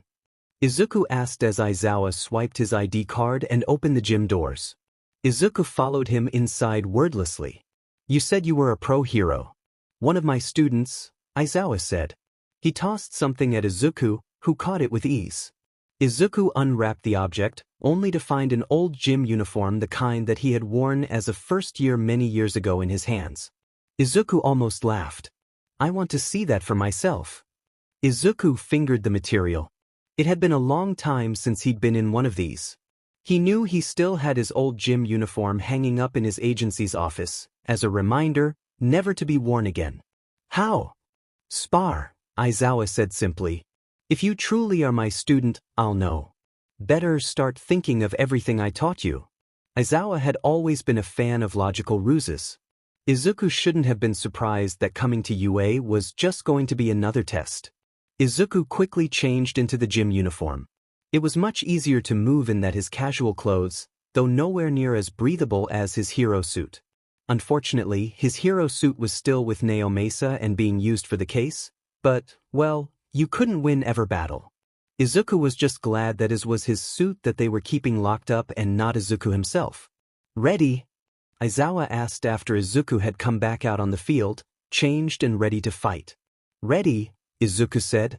Aizawa didn't even give him a chance to say anything else, instead rushing at him with alarming speed. His quirk was activated, preventing Izuku from using his own. Izuku clenched his hand into a fist and smiled. No good hero is a one-trick pony. If this is how Aizawa wanted to play, then Izuku would show him how much he'd learned. Aizawa had always taught them to never rely 100% on their quirks. Beaten them black and blue until they understood. There was always the possibility of it getting taken away, a near-constant threat that Izuku had faced over and over and over. Izuku might have used One for All to help him get stronger, but he wasn't known as the symbol of peace because of One for All. So Izuku eased himself into a fighting stance and showed Aizawa just what the symbol of peace could do. Afterwards, when they were beaten and bloody and heading down to Recovery Girl's office, Aizawa nodded at him. There was a gleam in his eyes, the same gleam that Izuku had seen when he did the ball toss on his first day, and Aizawa had said that he had potential. You're not bad. Izuku offered him a smile. I had a good teacher. Cheeky. It had been exactly 6 days since the incident at Kamino Ward. The media storm had finally calmed down enough that statements were given. The dead were mourned, the community slowly started to piece itself back together. Kamino was still a giant pile of rubble, but little by little the debris were cleared and the city was ready to begin anew. Not a single one of those people knew about the real problem, Midoriya Izuku. In the weeks since Kamino, Tenko had basically been sleeping at UA. He and Mirio helped out where they could, writing lectures, grading papers, helping with lesson plans. They cleaned the halls, cleared the classrooms and watched as the dorms were built from nothing. Perhaps the most surprising thing was that Midoriya helped out, too. Tenko didn't know what to think about Midoriya at first. Their first real encounter didn't go so well. Tenko had only been trying to wake him up because Aizawa was asking for him. He never imagined that Midoriya would react like that. With One for All directed at him. The wild look in his eyes as he got into an instinctual fighting stance. Midoriya had been afraid. Afraid of him. Over the course of the week, Tenko had gotten to know Midoriya better. Midoriya was a hard worker and an honest person. Tenko appreciated that. At the beginning, he just couldn't shake the fear that always seemed to take hold of him whenever he saw Midoriya's face. Every time Tenko met his eyes, all he could see was Aizawa yelling at him to run before having his face smashed to the floor by the Noma's claws and Midorishi laughing and laughing and laughing. That wasn't fair to Midoriya. He was his own person. Whereas Midorishi bared his teeth in a grin, Midoriya offered kind smiles. He cried when he was stressed, muttered when he thought of stuff. He blushed when complimented and stuttered when nervous. He was an amazing fighter from what Tenko had caught glimpses of during the times when Aizawa would take him out to the field for a spar. He was light on his feet, A quick thinker and always ready to lend a hand. He was every bit as dedicated, as kind and as honest as the symbol of peace should be. Tenko wondered how his world was faring after losing their symbol. "I thought I would be home by now," Midoriya had confessed to him one night, tired and anxious after a long day of working to get UA up and running again. "Do you miss it?" "Always." There were no current leads on how to get Midoriya home. So far all they knew is that if All for One brought him here, then All for One could send him back. There was just the tiny little problem that it was All for One. Obviously, that wasn't going to happen anytime soon. With the ongoing undercover police investigation, there were constantly officers wandering the halls of UA, hoping to find anything that could help the situation. Tsukachi-san was a frequent visitor. Yet, despite the chaos that the last week had brought, the school was still eerily silent without all the students around. Well, it was fine. They'd be coming back soon anyways. Shimura Tenko was different. This should have been obvious the moment Izuku realized he was in a parallel world, but separating someone that looked exactly like his old enemy has hard. He looked at Tenko and saw Shigaraki. He looked at Tenko and he was suddenly back at USJ, watching as Aizawa-sensei's elbow was disintegrated. He looked at Tenko and he was back on the roof of UA huddled around his beaten and broken friends, watching as Japan burned. He looked at Tenko and saw every little thing that Shigaraki ever did to him. That wasn't fair to Tenko. He was his own person. Izuku tried. He tried so hard to see them as different people. The first day hadn't gone so well when Tenko tried to wake him up, but Izuku was determined to make it right. He wanted to see Tenko for the hero that he would become, not for the villain that his counterpart was. For the following week, Izuku did everything he could to amend his mistake. Miria wasn't around much to mediate, so this was a problem they were going to have to fix by themselves. It took a while. Izuku was struggling with his own problems and Tenko was still wary of him, but it improved little by little. By the end of the first day at UA, Tenko didn't turn the opposite way when he saw Izuku in the halls. By the fourth, Tenko greeted him back enthusiastically. On the fifth, they held a rather animated conversation about the hero industry, and by the sixth day that Izuku had been transported to this alternate reality, Tenko laughed with him and he laughed with Tenko. They were still struggling, but they were getting better. Little by little. Now, with the dorms being completed and Monday fast approaching, Izuku worried. Making friends with Tenko had been just one of his many problems. He wondered what his friends were like in this alternate reality. Wondered how he was going to fare being trapped in a place where everyone thought he was a villain. Worried about his world. He wondered how people were taking his absence. He missed his own friends and his mom and his all might and his job. The first week came and went without any leads, but Izuku was still absolutely determined to find his way home. If he had to defeat All for One again to do it, then so be it. The dorms loomed above Tenko. He had watched them be built for the last week, but standing here, surrounded by the excited chattering of his classmates, was a different story. Summer camp and, subsequently, Kamino was still fresh on their minds, but the dorms were a new start. A better beginning. He glanced around. His classmates were spread around the outside courtyard, having just been scolded by Aizawa-sensei for the entire Kamino incident. It was harsh and probably deserved, but Tenko didn't regret it. Out of the entire rescue group, Ida and Momo were the only ones we really seemed to be feeling any sort of remorse. Bakugo mostly looked set off, which wasn't unusual for him. Speaking of Bakugo, he was currently surrounded by Kaminari, Ashido, Siro, Kirishima and, surprisingly, Jiro. Bakugo only had a light suitcase compared to Todoroki and Momo, who had about 15 different bags piled around the two of them. Tenko wondered how, exactly, they were planning on decorating their dorm rooms. Around him, Uraraka was trying to rope Ida into a conversation while Azui was staring at him from her spot next to Aoyama.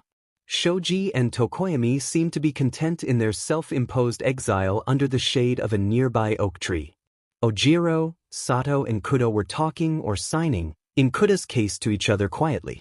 Tenko couldn't exactly tell where Hagakure was, with her being invisible and all, but he assumed she was around somewhere. He wondered how they were going to react to Midoriya, but Midoriya was nowhere to be seen. Aizawa-sensei pulled him away 2 hours ago and he had yet to return. "Alright, this is gonna be sick," Kaminari said suddenly, throwing his bag over his shoulder. He threw open the dorm door and walked inside. Not 2 seconds later, the door opened again and Kaminari promptly rushed back out and down the steps, looking rather terrified. Midorishi Izuku is in our dorm. So that was where he went. What? Most of the class shouted. Isn't the entire point of the dorms to keep him out? Kirishima cried. Bakugo grinned something fierce. Small explosions went off in his hands and he rushed up the steps to the dorm. If it had been any other person, Tenko would have worried, but Bakugo was tough. Plus, he'd had the most experience with Midorishi out of all of them. Rescued from being kidnapped a week ago? No big deal to him, apparently. He was the only one who would willingly pick a fight with a supervillain. Bakugo, wait, no. Ashido tried to stop him, but it was too late. Soon, the entire class rushed after him because they were heroes and that's what heroes did.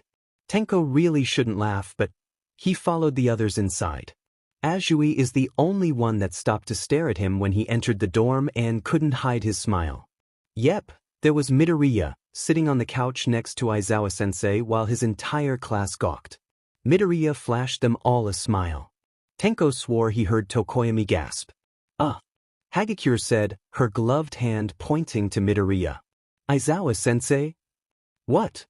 Aizawa said and then downed his entire cup of coffee like it was a shot.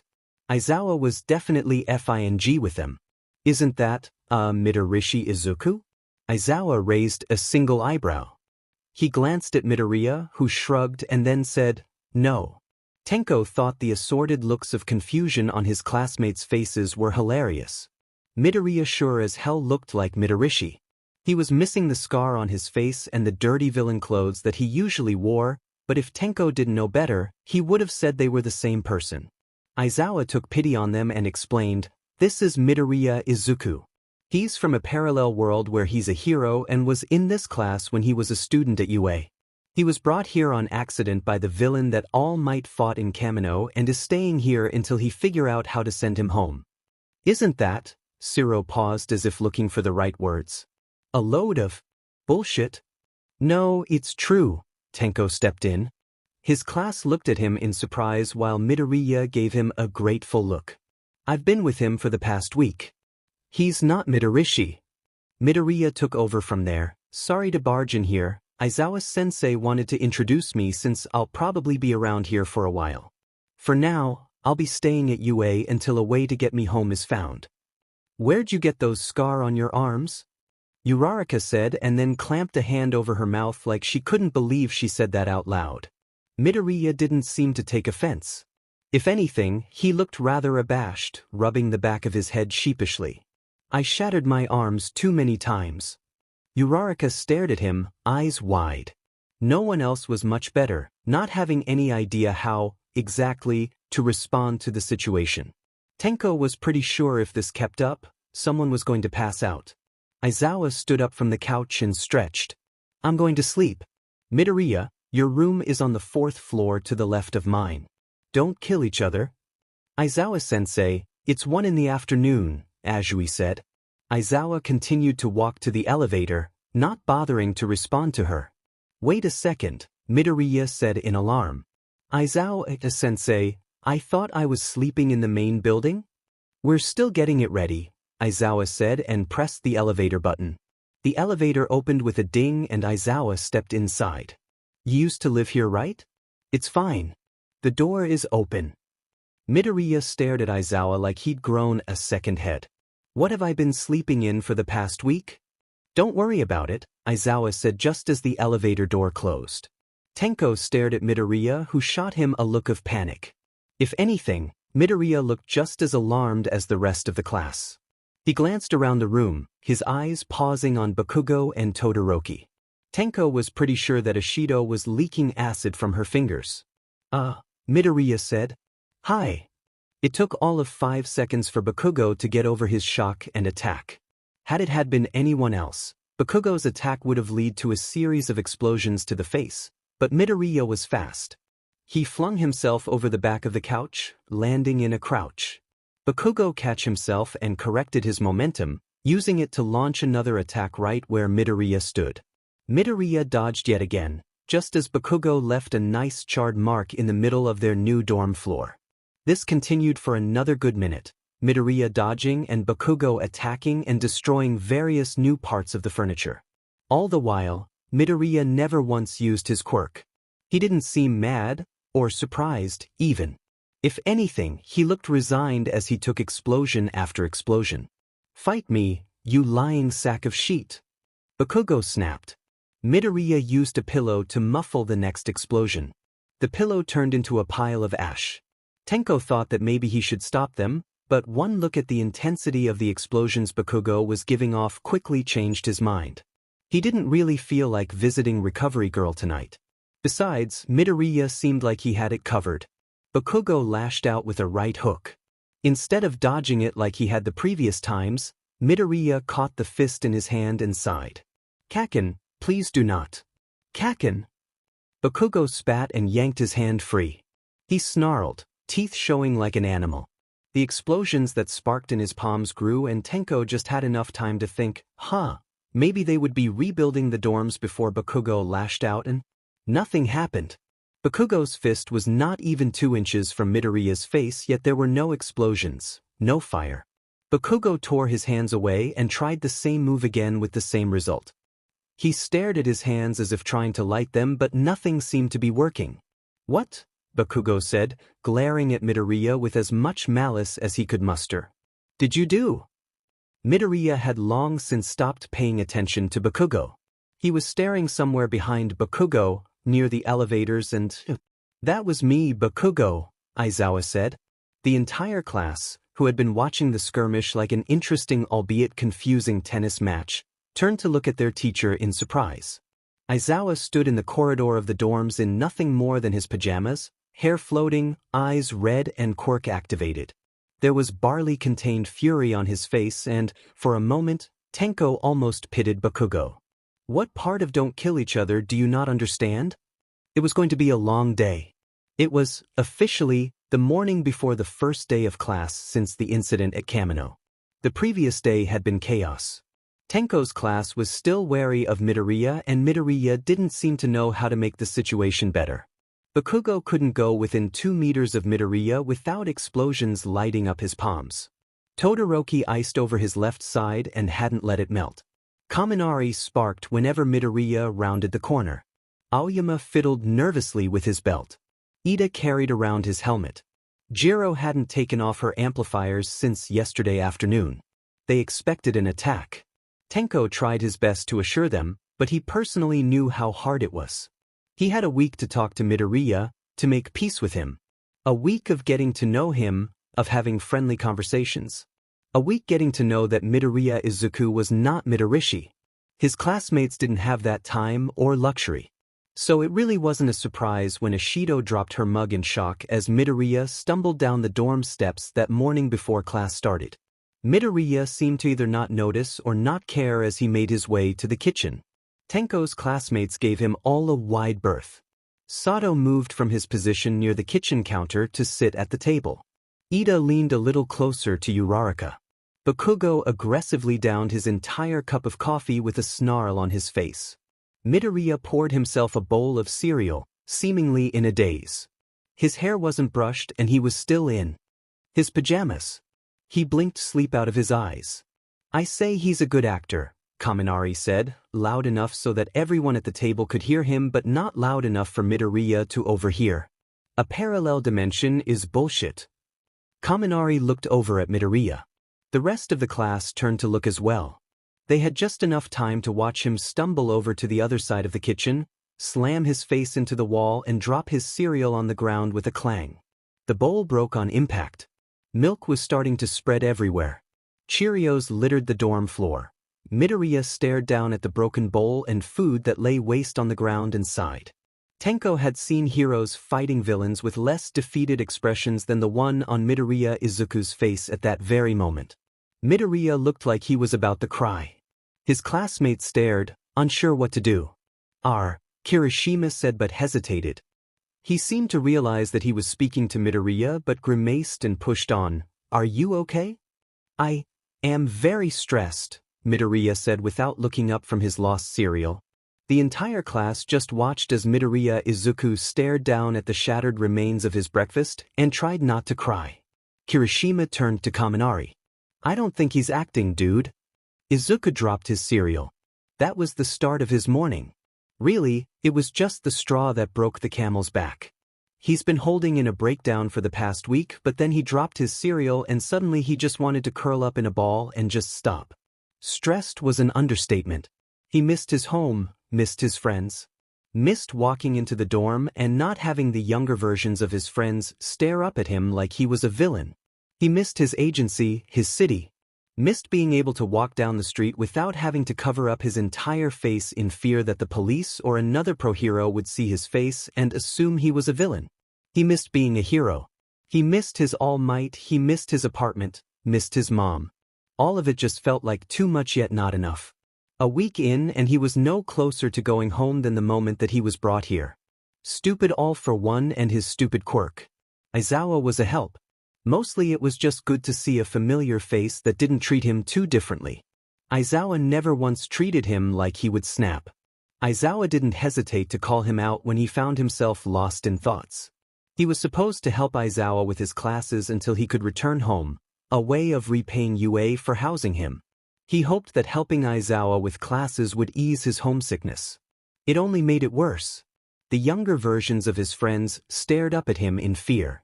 Izuku couldn't move an arm without one of them flinching or leaving the room. Yamamo had been so surprised seeing him in the dorm hall last night that she popped a Matryoshka doll right out of her stomach. It had calmed down since the morning. First PRD was better. Aizawa definitely helped alleviate some of the wariness of the class as well as being surrounded by several other pro-heroes on the UA payroll. But better didn't always mean fixed. Yesterday had not been good. If he was being honest, Izuku expected Kaken to attack. He would have been more surprised if Kaken didn't try and hurt him in some way. Especially pre-hero teenager Kaken, who didn't know how to manage his anger and liked to resort to using his quirk in situations that he definitely should not use his quirk. Uraraka stopped breathing whenever he entered the room and not in a good way. Ida was avoiding him. As for the rest of his classmates, their reactions had been surprising but understandable. Izuku had clung to the hope that he wouldn't scare them in some way, but that hope was flushed away as soon as Kaminari had first rushed out of the dorms. Seeing Todoroki Shudo, though, was like a punch to the gut.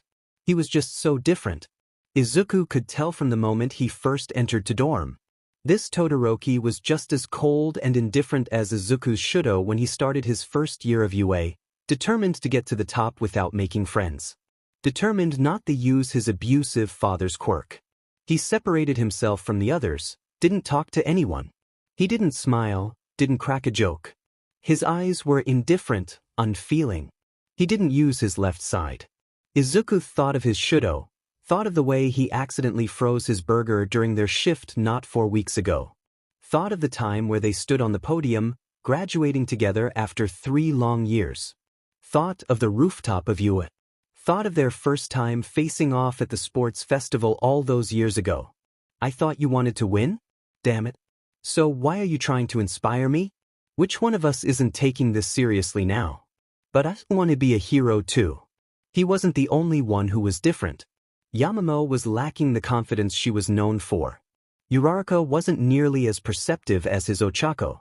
Tenya was young and rough around the edges. He used his hands more than he probably should. All of them, Tsu, Tenko, Shoji, Kaminari, Kirishima, Ashido, Aoyama, Ojiro, Koda, Sato, Jiro, Siro, Tokoyami, Hagakure and even Kaken. They were so young, only first years at UA, just experiencing hardship for the first time. They weren't the people that he knew. Not yet. For the first time coming to this world, Izuku felt truly alone. Today was the first day of the new term, not that Izuku would be attending UA again. Aizawa was the one set to watch him, so he, in turn, helped out where he could. Hero laws and ethics came easy to him. He'd taken far more math classes in his past years than he'd care to admit. He was fluent enough in English to deal with overseas hero negotiations. He never considered a job as a teacher, but he could see why someone like Aizawa was drawn to it. Izuku still wasn't fantastic at the whole assistant teaching thing, but he was getting better. Perhaps. This is what All Might felt like when he first took on a teaching job. Izuku was determined not to teach like All Might. The end of the day was fast approaching. Izuku was in homeroom, Aizawa having left for a meeting. Class 1A was staring at him. He offered a small smile back. They were leery but curious. Izuku could tell that being surrounded by the teachers of UA helped alleviate some of that lasting fear. It was a start. Ashido raised her hand. Izuku, not used to people asking to be called on, just stared at her. Ashido didn't let that deter her and said, "What am I like?" Izuku half expected it to be a question on hero laws, so he was thrown for a loop. "What? You know," Ashido said and made a funny gesture with her hands. "The me from your world. What am I like?" Izuku looked at her and thought young, innocent, bright-eyed, but instead said, "Exactly the same but 5 inches taller." "I grow? Awesome." That was the start. Soon enough, the entire class was asking questions like, "What am I like? And what changed? And how did we meet?" Midoriya slipped away from the podium so he could gather around the class. He missed this, the chaos that always seemed to surround his friends. He explained what he knew about them and their hero agencies. About their time at UA. About their friendship and battles and strengths. Mitsuyu just expanded her agency in North Japan. It's really cool. She's helped a lot of people in the recent hurricane. My Uraraka hit top 10 6 weeks ago because of her involvement in a villain attack that happened a while back. We threw a party to celebrate it. I'm really proud of her. Sato just opened up his own agency. I heard he was looking at taking on some of the UA kids after the first sports festival. There are some really awesome students this year.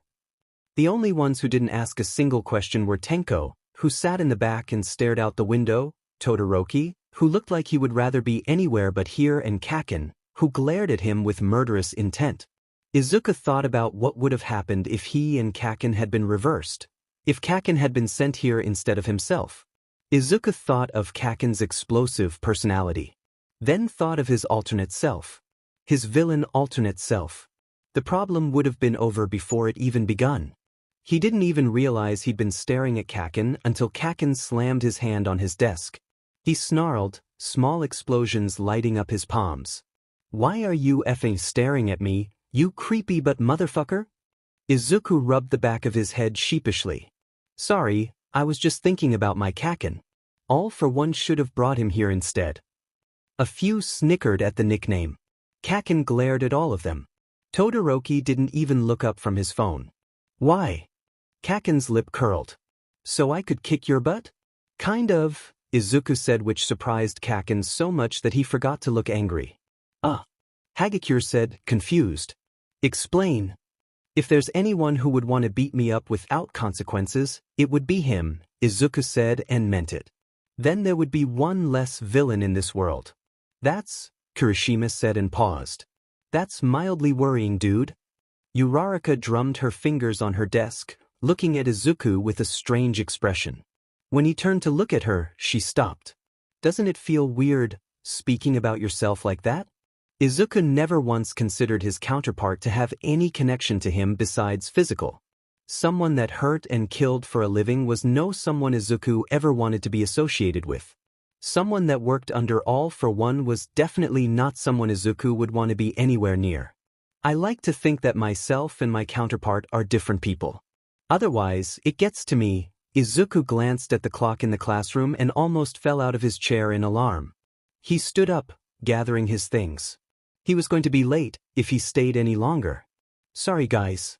I promised I would meet with All Might. I have to go."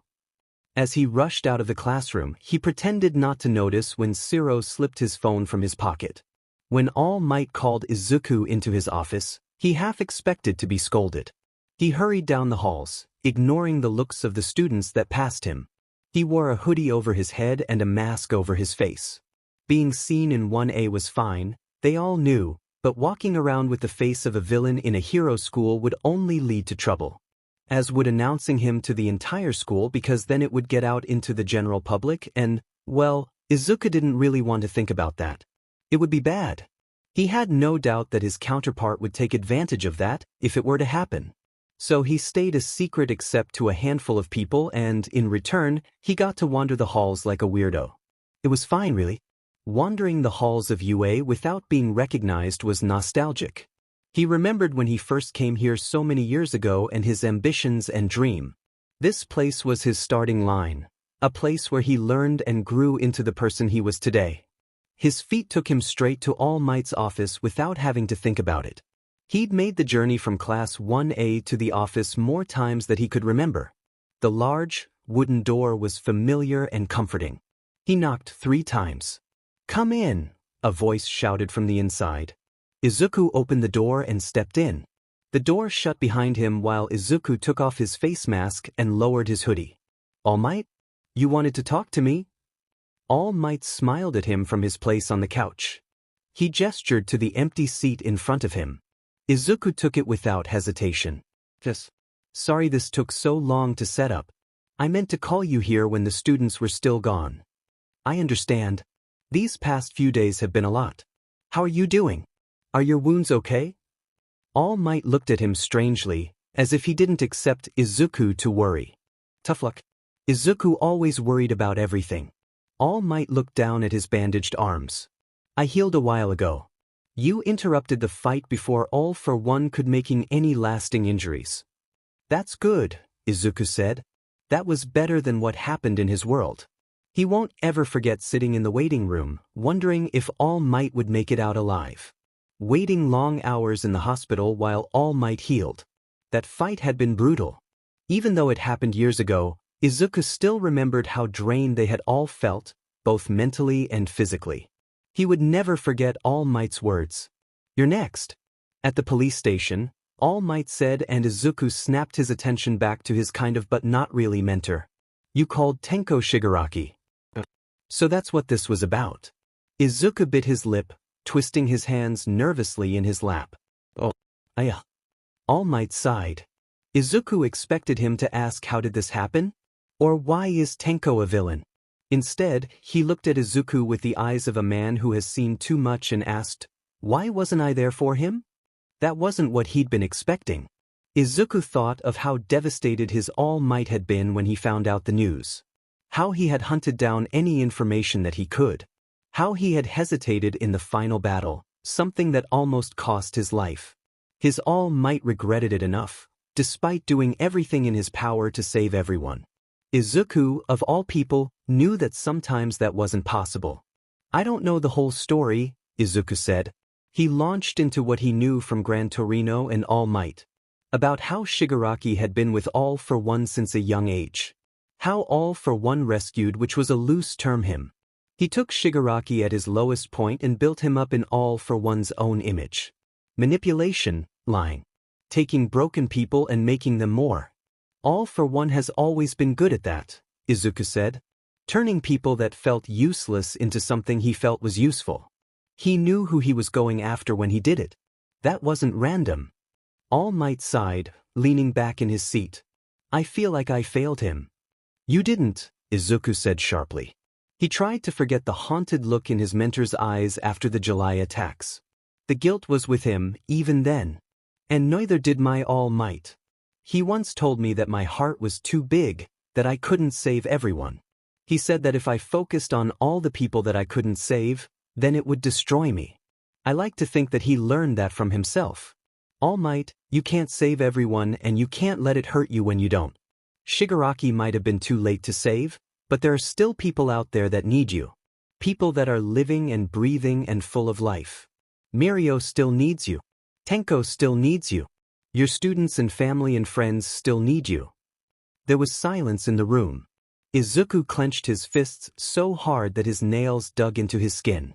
All Might stared at him, but there was a hint of a smile on his lips. He looked so tired but also strangely relived. "I know what he saw in you."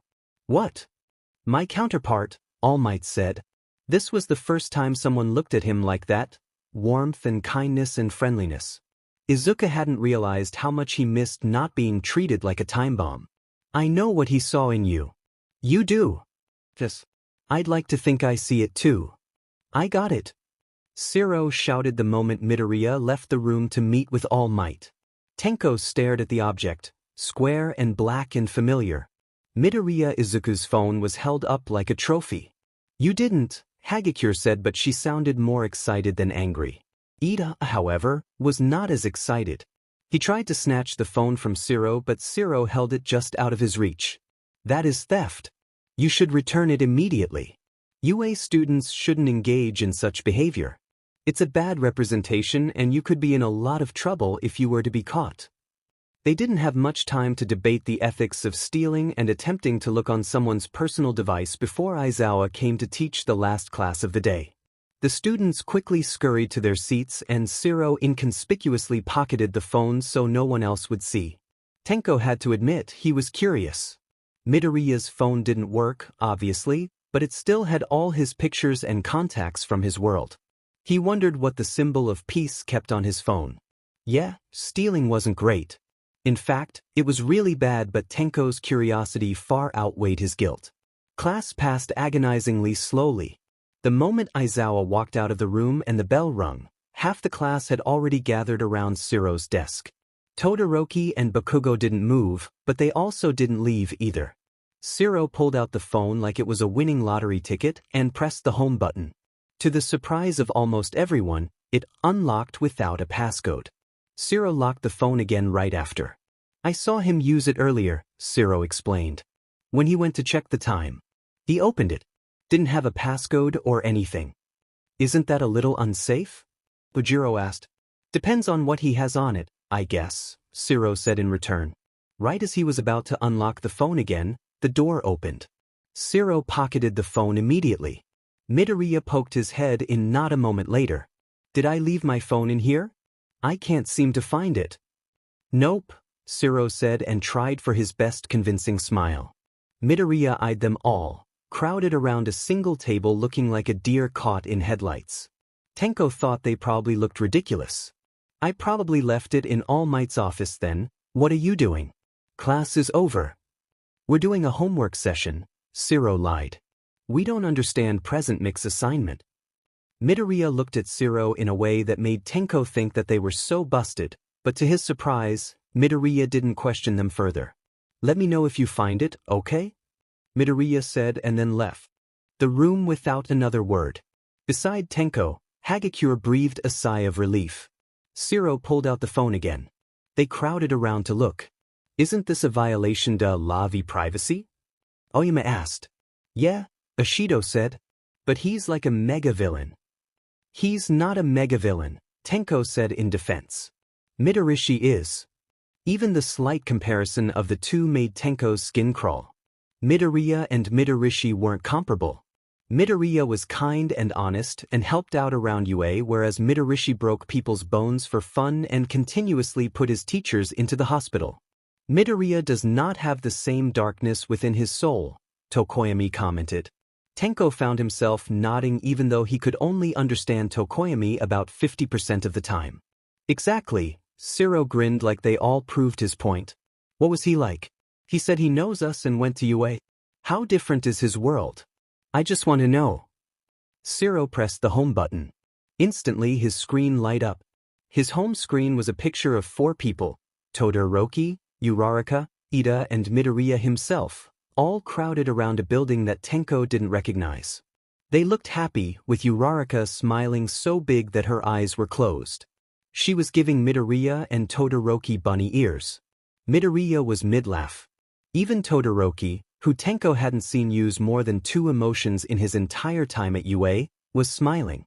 He looked at his friends like they had hung the stars in the sky. Ida had his arm wrapped around Uraraka's shoulders, a proud smile on his face.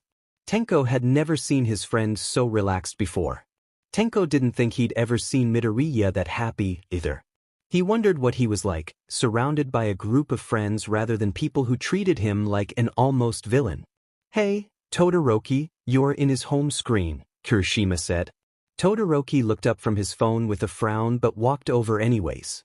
Tenko counted it as a silent victory that they even got Todoroki to come over in the first place. Is Todoroki smiling? Azui asked. Scary, someone said. Tenko couldn't see who it was, too busy stifling his laugh. Todoroki didn't respond, too busy staring at his alternate self on the phone screen. Shiro clicked his photos and navigated to his favorites. There were hundreds there, from a picture of Midoriya and that Gen Ed kid Shinso. Was that his name? At a cat cafe to various pictures of the class, all laughing and seemingly having a good time.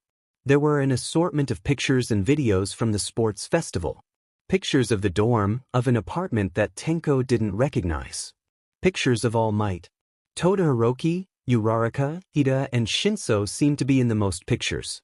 Bakugo and Kirishima also made several appearances. There were, overall, at least several pictures of everyone in the class.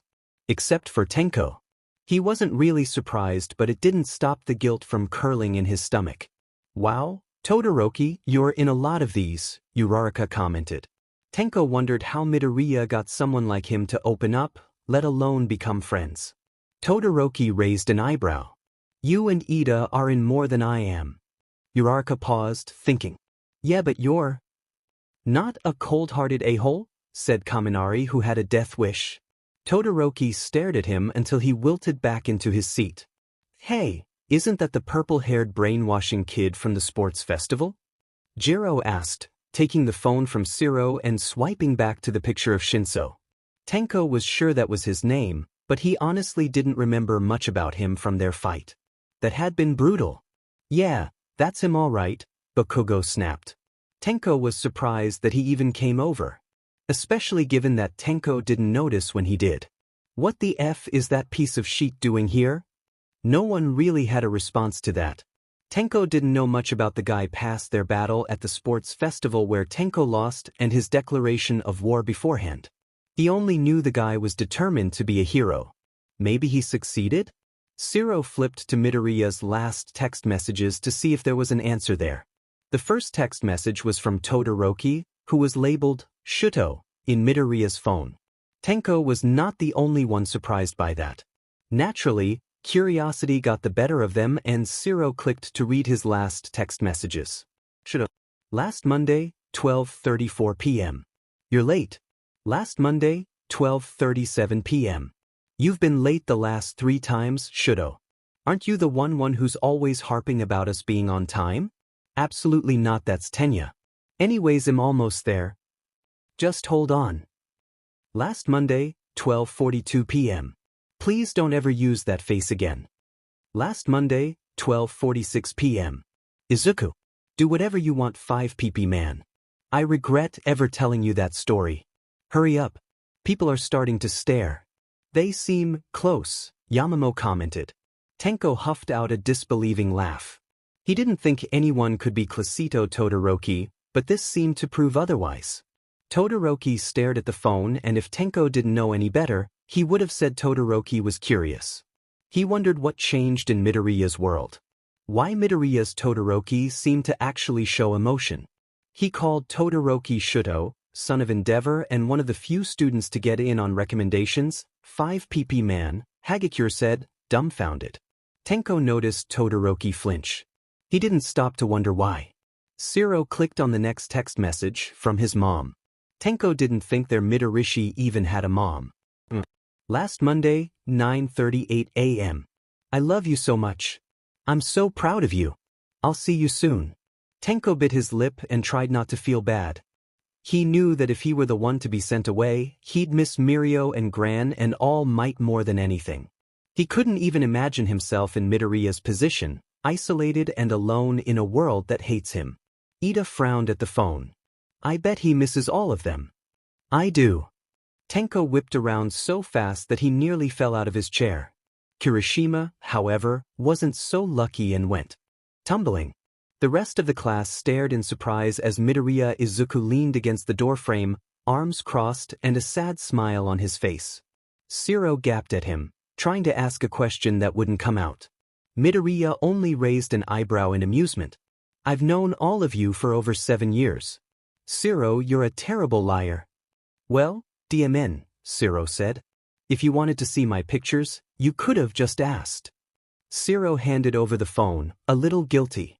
Midoriya took it and, instead of pocketing it and leaving like Tenko expected him to, opened his pictures again. He scrolled through some that Shiro had overlooked earlier. He gave context, told stories of adventures and shenanigans. He seemed happy to share, and the class asked as many questions as they could. This is when Tenya, Oka, Shudo and I opened our own hero agency, Midoriya said, and showed them the very same picture that was his home screen. There was a proud smile on his face, the very one that was echoed in the picture. He opened another picture of the entire class in graduation gear with medals around their necks. Some had bandages around their entire bodies. Midoriya himself was almost covered head to toe, but yet, they all looked incredibly joyous. Some even in tears as they gathered around for their group shot. This is when we graduated. They look happy, Tenko found himself commenting. We were, Midoriya smiled. He then went through an assortment of other pictures. This was third-year sports festival. It was the first time I won. This was my 17th birthday. Everyone threw a surprise party in the dorms. This was first-year sports festival. This was our first-year cultural festival. He flipped to a picture of the entire class gathered in a tiny apartment. All Might was carrying a cake around his students who were laughing and cheering as Uraraka held up her and Todoroki's hands in victory. This is the celebration when Oka hit the top 10 and Shudo got number 3. Wait! Ashido said and snatched the phone from Midoriya's hands. She flipped to a picture that Midoriya had skipped over before handing it back. What's that? I have to admit, Ida said. I'm curious as well. The photo wasn't like the others. There were 3 people there, Tsuraka, Ida and Midoriya. Their faces were covered in blood, sweat and ash. Dried tear tracks ran down both Midoriya and Uraraka's face. Uraraka seemed to be supporting most of Midoriya's weight. Ida's hair was matted in grime. They looked like they went through hell. Yet there were large, relived smiles on all of their faces. Behind them, the sun was rising and illuminating a smoke and ash-covered land. It was something out of a horror movie. Buildings were reduced to rubbed, fires were still flickering. They seemed to be on a roof. Tenko wasn't exactly sure where. Uraraka, Ida and Midoriya weren't alone. In the background, Todoroki could be seen helping Bakugo to his feet. Shoji was using crutches. Aoyama was laying on the floor. Tenko swore he looked dead. Azui was bandaging Sato's bloody arm. That was directly after the war, Midoriya said. He stared at the picture in his hands clasped tight around the edges of the phone. The war? Someone asked. Midoriya nodded, seemingly lost in thought. During our last year at UA, we faced off Shigaraki Tamura and his army. We were at the center of the attack, of course, because we've been involved since the day they attacked USJ. The war was hard. A lot of people died. But when the sun came up, we were still there. Tenko tried not to cringe. His alternate self seemed like a really terrible person. Wow, Ashido breathed. She was staring at the picture, almost in awe. The rest of the class fell silent. Even Bakugo didn't say a word. He was too busy glaring himself and Todoroki in the background. Tenko would have loved to know what he was thinking. Why do you call Todoroki Shudo 5pp man? Kaminari couldn't hold his question in any longer. Todoroki glared at him. Tenko was mostly just surprised at the tone whiplash. After all, he also wondered what sort of thing Todoroki must have done to be called 5pp man. Midoriya had to bit his fist to keep from laughing. Todoroki turned his glare to Midoriya. Midoriya, seeing everyone's expressions, launched into his tale. Well, you see, Shudo failed his provision exam due to some, circumstances and was put in a remedial course with a few other people. At the end of the day, Tenko found himself locked away in his dorm room, staring at his bare ceiling in thought. The first day had already been a whirlwind of surprises and emotions. He learned more than he thought he would, in hero class, about Midoriya. He almost wished he could see Midoriya's world for himself. His friends and family, all of them seemed so close. When Tenko thought of all the people in one, he could count the number of people he considered friends on one hand. The rest were just, well, classmates. It was different for Midoriya. Midoriya, who lit up when he go to talk about the very same people who Tenko could barely consider acquaintances. Who kept in contact with all of them well after graduation. He seemed close to all of them. To Midoriya, all of 1A were all his friends. Tenko wondered why it wasn't like that for them. Number 1 hero Deku. Over the last week and a half, Hero Deku has made a surprising lack of appearances. Since the start of his debut during his third year of UA, Deku has been a constant presence in the hero industry. He rose to fame after the July attacks, taking the lead and finally ending the League of Villains tyranny. He was one of the first to organize and contribute to clean up after the battle and was the representative of the notorious Class 1A to calm the masses. Since then, he has been in the hearts of millions. He has made appearances every day for the last 2 years, which means it is easy to notice when he doesn't show up. The last time his appearance was reported was last Monday, where he stopped a convenience store robbery. He has yet to make an appearance since then. Fans and heroes alike are worried. "I really look up to him," comments a second year in the UA Heroics department. "He saved my life during the July attacks. He was my reason to become a hero. I hope wherever he is that he's safe." Reaching out to his agency revealed nothing. Heroes Uravity and Ingenium were not available to talk. Police currently are not giving out any information on Deku's whereabouts. We reached out to his former classmates as well, but no one seems to have an answer. Is this the end for our symbol of peace? Comments, 245 show less. TinyWee69, is anyone else worried? Dekuno1 fan, this is Hero Deku we're talking about, guys. I'm sure he's just taking the week off and didn't want villains to take advantage of that. Oh. Uravidity, aw man, I miss Deku. I hope he turns up again soon.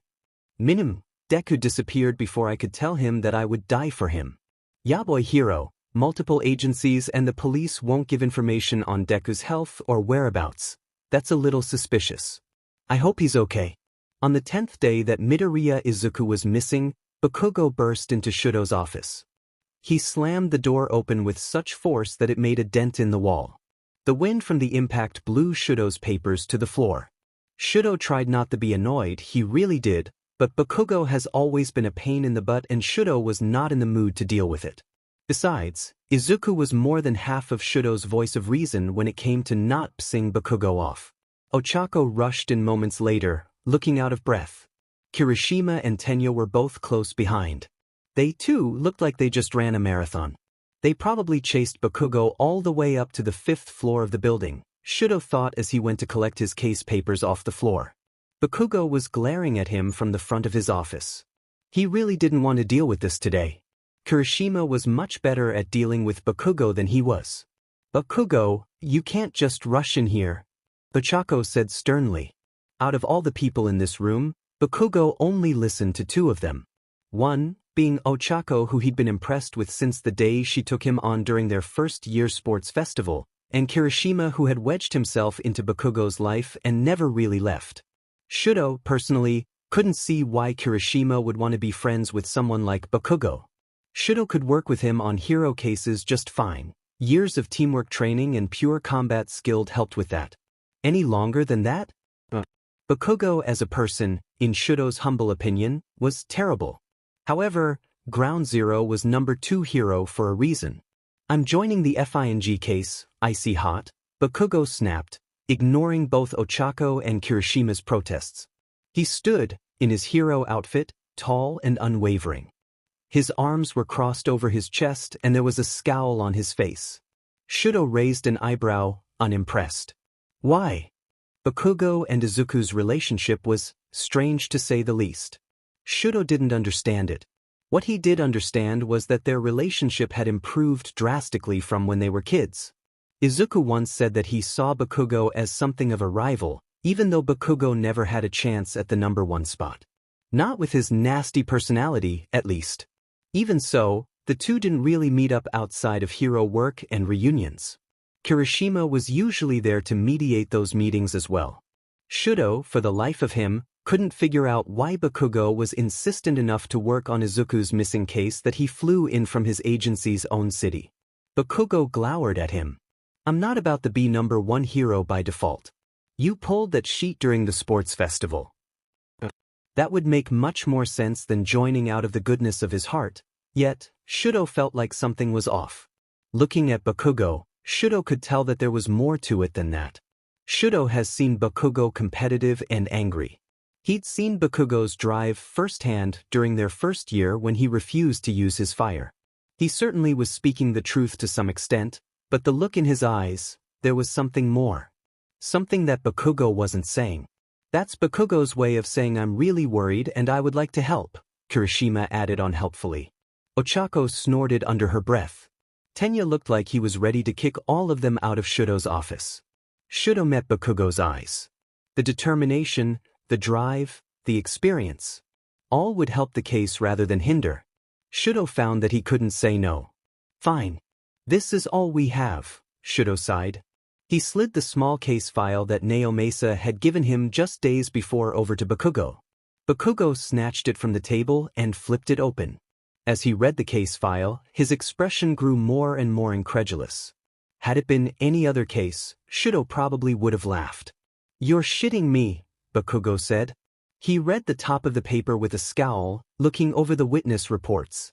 This is a FANG cold case. Shudo smiled bitterly, leaning back in his office chair. In his hand, Bakugo held the results of the countless hours that they had spent searching until they were too exhausted to continue. Just 5 little papers. Welcome to the search, Ground Zero. Hey, Midoriya.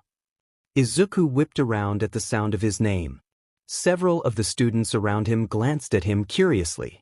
Midoriya pulled his hoodie lower over his head, looking for the person that called him. When he spotted the alternate version of the blonde-haired senior that mentored him rushing over to him from the other side of the quad, he couldn't help his surprise. Mirio-senpai? Yes, it was weird calling someone younger than himself senpai. However, it was even more weird not calling Mirio-senpai. Mirio, apparently, thought the same thing as he rushed up to Midoriya with a grin. That's upper weird seeing your face and hearing you call me that. Tenko's told me a lot about you, but I haven't really gotten to meet you other than the police station. Oh, right, Izuku fumbled over his words. People were starting to stare. Mirio seemed to notice and grabbed his arm, dragging him away. Why don't we go someplace private? I have a lot of questions to ask. Izuku almost signed in relief. Someplace private he could do. Alright, I have an idea. Izuku led Mirio away from the quad and back into the school. Mirio followed, surprisingly quiet. He seemed to be studying Izuku's back as Izuku led him through hordes of students until, finally, they arrived at a staircase towards the back of the building. Izuku spotted Mirio's confused look and grinned. He walked underneath the staircase, looking for the small trigger. There it was. Izuku glanced around to make sure no one was close to them before pushing the trigger. A passage opened in the little tiny space behind the stairwell. Mirio gaped in surprise. Come on, Izuku said. The passage wasn't long, but it was dark. As soon as Mirio and Izuku entered, the door slammed shut. Izuku took out his phone and turned on the flashlight, leading Mirio further into the tunnel. The tunnel was damp and cold, much like something you would expect out of a cheesy horror film. The last time Izuku had been in here, it had been filled with so much smoke that he could barely breathe. Mirio brushed his hands against the tunnel wall. I've been here 3 years and I never knew about this place. You wouldn't, Izuku said. He remembered his own surprise when he was first in here. It's a transportation tunnel. We found it during the war. Well, more precisely, Nedza let us find it during the war. Yui is full of them, apparently. Izuku could dimly see the door in front of them. It was old and worn, but it looked exactly the same as it did all those years ago. He pushed it open with some effort, letting the light shine in. He stepped outside, taking in the view of Yue's highest roof. The last time he'd been here, Japan had been on fire. Now, looking out at the vast expanse of his home, it was hard to even imagine. The distant chatter of the students, hundreds of feet below, and they bustled from class to class. Izuku could see the train station, the office buildings. He could see homes and apartments full of people that were getting ready for their day. He could hear the train's horn and the cars honking and the people laughing.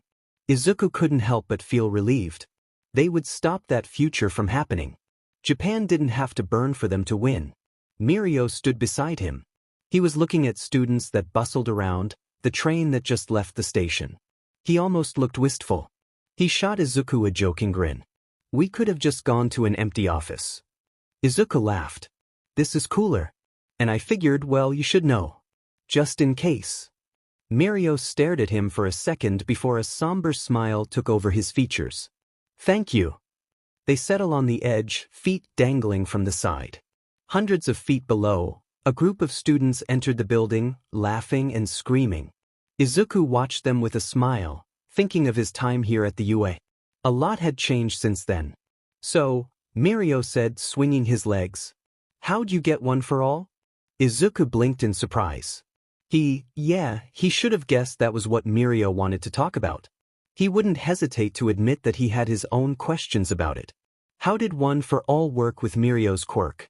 Did he combine the two or keep them separate? Does one for all allow for more control over his other quirk? Did the quirks cancel each other out? Mirio cleared his throat. Izuku cut himself off with a blush. He hadn't even realized he'd been muttering. Sorry, I got distracted. I already told you about how I got one for all during the interrogation. Yeah, but that was during an interrogation, Mirio said brightly. I want to hear it from you, personally. No police or mentors or teachers. Are you trying to spy on me? Izuku asked jokingly. Mirio grinned at him. He'd forgotten how much he missed talking to Mirio. Mirio was a bright, happy and honest person, someone that Izuku had always looked up to. It had been too long since he'd seen him. I wasn't supposed to, actually. In fact, Sir wanted you. He hated me at first. Mirio laughed in surprise. Sir did? Yeah. I tried to intern with him right around this time, actually. I'm assuming Tenko is going that route too. Yeah, Mirio said. Sir contacted him a little bit before Kamino. That's weird that he hated you. He really loves Tenko. Tenko didn't get one for all. Alright, fair. To answer your question, Izuku said and thought back to the first time he met All Might. That seemed like such a long time ago. He saved me from a villain in middle school. I was quirkless at the time. I asked him if I could become a hero and he told me no. Later, Kaken, Bakugo Katsuki, was attacked by the very same villain that attacked me. All Might had used up his time already and I felt responsible. The heroes couldn't do anything, but I rushed in anyways. You and Tenko are both so reckless, Mirio said. A lot of people tell me that, Izuku said. All Might offered me one for all. Directly afterwards. It felt like a dream come true. I'd always dreamed of being a hero. There were a lot of people that doubted me. All Might though, All Might always believe in me. Sometimes I feel like I could never live up to his expectations. Mirio leaned back against his hands, looking up at the sky. There were birds circling above. Mirio looked like he were almost yearning to go up there, to be like those birds. I think I know how you feel. On Wednesday afternoon, Aizawa took all of 1A and Izuku to ground beta. Izuku followed, a little uncertain. He'd spent the last week sparring against Aizawa in this very place to test where he was as a hero. The large, metal structures loomed above them. Class 1A fiddled with their prototype hero outfits. Izuku, for the first time since he arrived, was decked out in his own. He tugged at his reinforced gloves when he noticed a few people in 1A were staring at him. He knew what Aizawa was planning, but that didn't mean he had to like it. Aizawa stopped them all about 10 feet inside ground beta. He made the class get in a semicircle before putting Izuku in the center of them. Not one to hate any time, Aizawa said. Congrats. Today, you get to spar against a pro hero. Izuku waved sheepishly. The class exploded. Isn't he the, number one hero? Kirishima said incredulously. Beside him, Ashido was staring at Izuku with wide eyes. Tenko looked hesitant. The others ranged anywhere from worried to excited to murderous or, in Kaken's case, a weird mix of the last two. Yes, Aizawa said. Hagakure said, sounding just the slightest bit panicked. Toridoki was eyeing him and Kaken was grinning. Think of it as a trade, Izuku said, if only to calm them down a little. I train you and you learn my fighting style. Since it's a parallel world, my counterpart is bound to have similar styles. This could help you out in the future. You all have 1 hour, Aizawa said. He held a stopwatch in his hands. Deku versus all of you. Time starts now. He was rushed almost immediately by Kaken and Todoroki. Kaken went for his usual right hook and Izuku flipped him over his shoulder with ease. Kaken spat in rage, flipping himself to his feet in the span of a second. Todoroki sent an entire ice wall at him. Izuku fired up one of all and blasted the wall into tiny little pieces with just a single finger. Izuku grinned and gave them all a two-finger salute. Then he sprinted deeper into ground beta. "Get back here, UF dash!" Kaken hollered from behind. The rest of the class gave chase. It was only around 30 seconds into the exercise and Izuku could already tell that Todoroki didn't use his fire at all. He'd known this for quite some time, but seeing his ice in action only cemented the fact in his mind.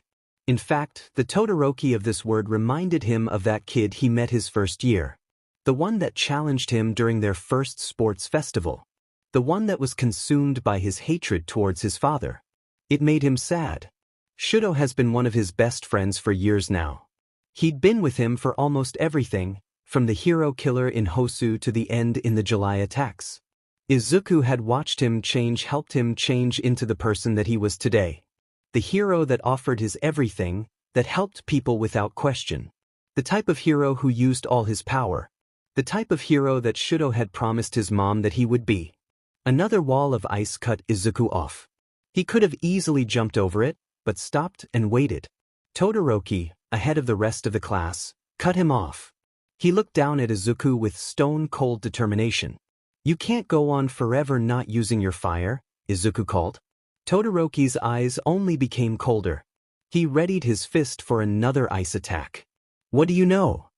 "A lot more than you think I do, I bet," Izuku said, then promptly slammed Todoroki to the ground and out of the way. The rest of the class caught up in the few seconds that Izuku had exchanged with Todoroki. They surrounded him, pushing his back to the ice wall. Izuku spotted Aizawa watching carefully from one of the nearby buildings. Aizawa wanted him to teach them? Fine, he would teach them. Kaminari sent a bolt of lightning at him. Izuku dodged and immediately blocked an attack from Kaken. The lightning hit almost 10 feet from its original target. Kaminari, instead of focusing on where the lighting is going, focus on how you want it to move. It's the journey, not the destination. The destination is kinda important. Kaminari shouted back before sending another off-target lightning bolt. Kirishima lunged at him. Izuku caught his wrist, nailed him in the soft part of his stomach and sent him into Hagakure, who had been trying to sneak up behind him. "Kirishima, instead of focusing on hardening one part of your body, harden all of it. Hagakure, lighten your steps. I can still hear you." Ida rushed at him, trying to knock him off balance. Izuku sent him tumbling into the dirt on top of Hagakure and Kirishima. They all groaned. "Ida, you need to be faster." A noise came from behind him. Izuku barely had to turn to know how it was. He caught Kaken's fist before it could explode and held it tight. Kaken snarled and struggled to get free. He sent Kaken tumbling into the ground for a second time that day. Izuku grinned. "Kaken, try not to be so predictable." "Don't call me that." Kaken hollered and steadied himself yet again. From there, it was only a matter of time before the rest of the class was out for the count. They were strong, they always had been, but Izuku had the advantage of one for all, his experience and knowing them all in the future. He knew all of their current moves, all of their habits, and all of the moves that they would come up with in the next few years. He'd worked with them as a team since they were all 15. Nothing they could do at this point would surprise him. It was, admittedly, a little unfair. Least, that's what Izuku thought until he turned, only to see Tenko lunge at him. Izuku only saw bloodshot eyes and a man covered in hands reaching forward with 5 fingers. Izuku flinched so hard that he almost hit the ice wall, but quickly corrected himself. He sent a blast of air to knock Tenko off balance and quickly sent him to the dirt. Izuku tried to stop his ragged breathing. His heart was beating wildly. For a second, Izuku had only seen Shigaraki. He pushed down his feelings and hid them with a smile. Tenko was not Shigaraki. He was not. Aizawa-sensei, mon dieu, this was a terrible idea. Aoyama groaned from his place on the ground. He didn't seem terribly inclined to get back on his feet. Aizawa looked like he was trying to fight a smile. Aizawa is enjoying this too much, Izuku thought. He's beating us by barely doing anything, Jiro muttered, face full of dirt. Tsuyu picked herself off the ground and brushed dirt from his costume. She stared at Izuku critically. It's like he knows what we're going to do. I do, Izuku agreed. He ignored it when half the class groaned. I've known you all for years. I know all your current and future moves. We've all sparred enough times that I know your styles as well. Then why are we doing this? Shiro said, looking at Aizawa accusingly. A portion of his costume had ripped down the side. The rest of the class started picking themselves off the ground, preparing to attack once again. You're here to get better. Think of your advantages. Izuku told them. He might have to help them here. What's one thing you have over me? Skill, Kaken snapped. Uraraka seemed to get it, though, and snapped her fingers in excitement. Numbers. Izuku fired up one for all. Only at 50%, but 50% would be more than enough here. Right? What can you do with numbers? The rest of the class seemed to catch on. Tokoyami said, teamwork. Izuku grinned as he watched the class puzzle together a way to beat him. Maybe this is what Aizawa felt when teaching. Izuku couldn't say he disliked it. Then do it. They didn't win. It was to be expected, really. Izuku was number one for a reason, and fighting against 15-year-old versions of his friends and his enemy, yet well, the fight wasn't the hardest he'd had. The class was different. Not as in tune as Izuku remembered being. Izuku remembered their teamwork being much more fluid than what Class 1A showed him today. They had the experience, sure, but they weren't all there. They weren't as close as he was with his friends. Izuku could see that with Todoroki, and he could see that with Tenko too. Really, Izuku accepted Tenko to be the most difficult. He rubbed the scars along his left arm, covering from his elbow down to his wrist. The skin was patchy and uneven from the skin grafts that had to be placed there. Izuku had always known Shigaraki as a savage fighter. Tenko was different. He had only directly approached once during the entire battle, in the beginning. After that, he seemed to stick with support, offering help where he could. His quirk was dangerously effective at changing the landscape to suit him best, but Izuku noticed that he didn't use his quirk very often. When he did, he hesitated. It was almost like he was scared of using his quirk. The class ended. Izuku rushed after Todoroki without a second thought. He spotted him heading for the dorms, bag slung over his shoulder. He ignored anyone and everyone who approached him, quickly making his way through the crowd. Todoroki! Wait up! Izuku called. Todoroki only stopped to glare at him. What? Izuku couldn't help but compare this Todoroki to his Shuto. The mannerisms, the anger, the fear. All of it was so familiar, yet so different. You are not your father. Your fire is not your father's quirk. Who you are and what you do with your own quirk is up to you. Izuku offered a small, sad smile. I know this won't mean much to you now because you don't know me, but I know you. And I know that right now it seems hard, but someday in the future everything will make a little more sense. That's all I wanted to say. Izuku turned on his heel and walked off, leaving Todoroki there, stunned.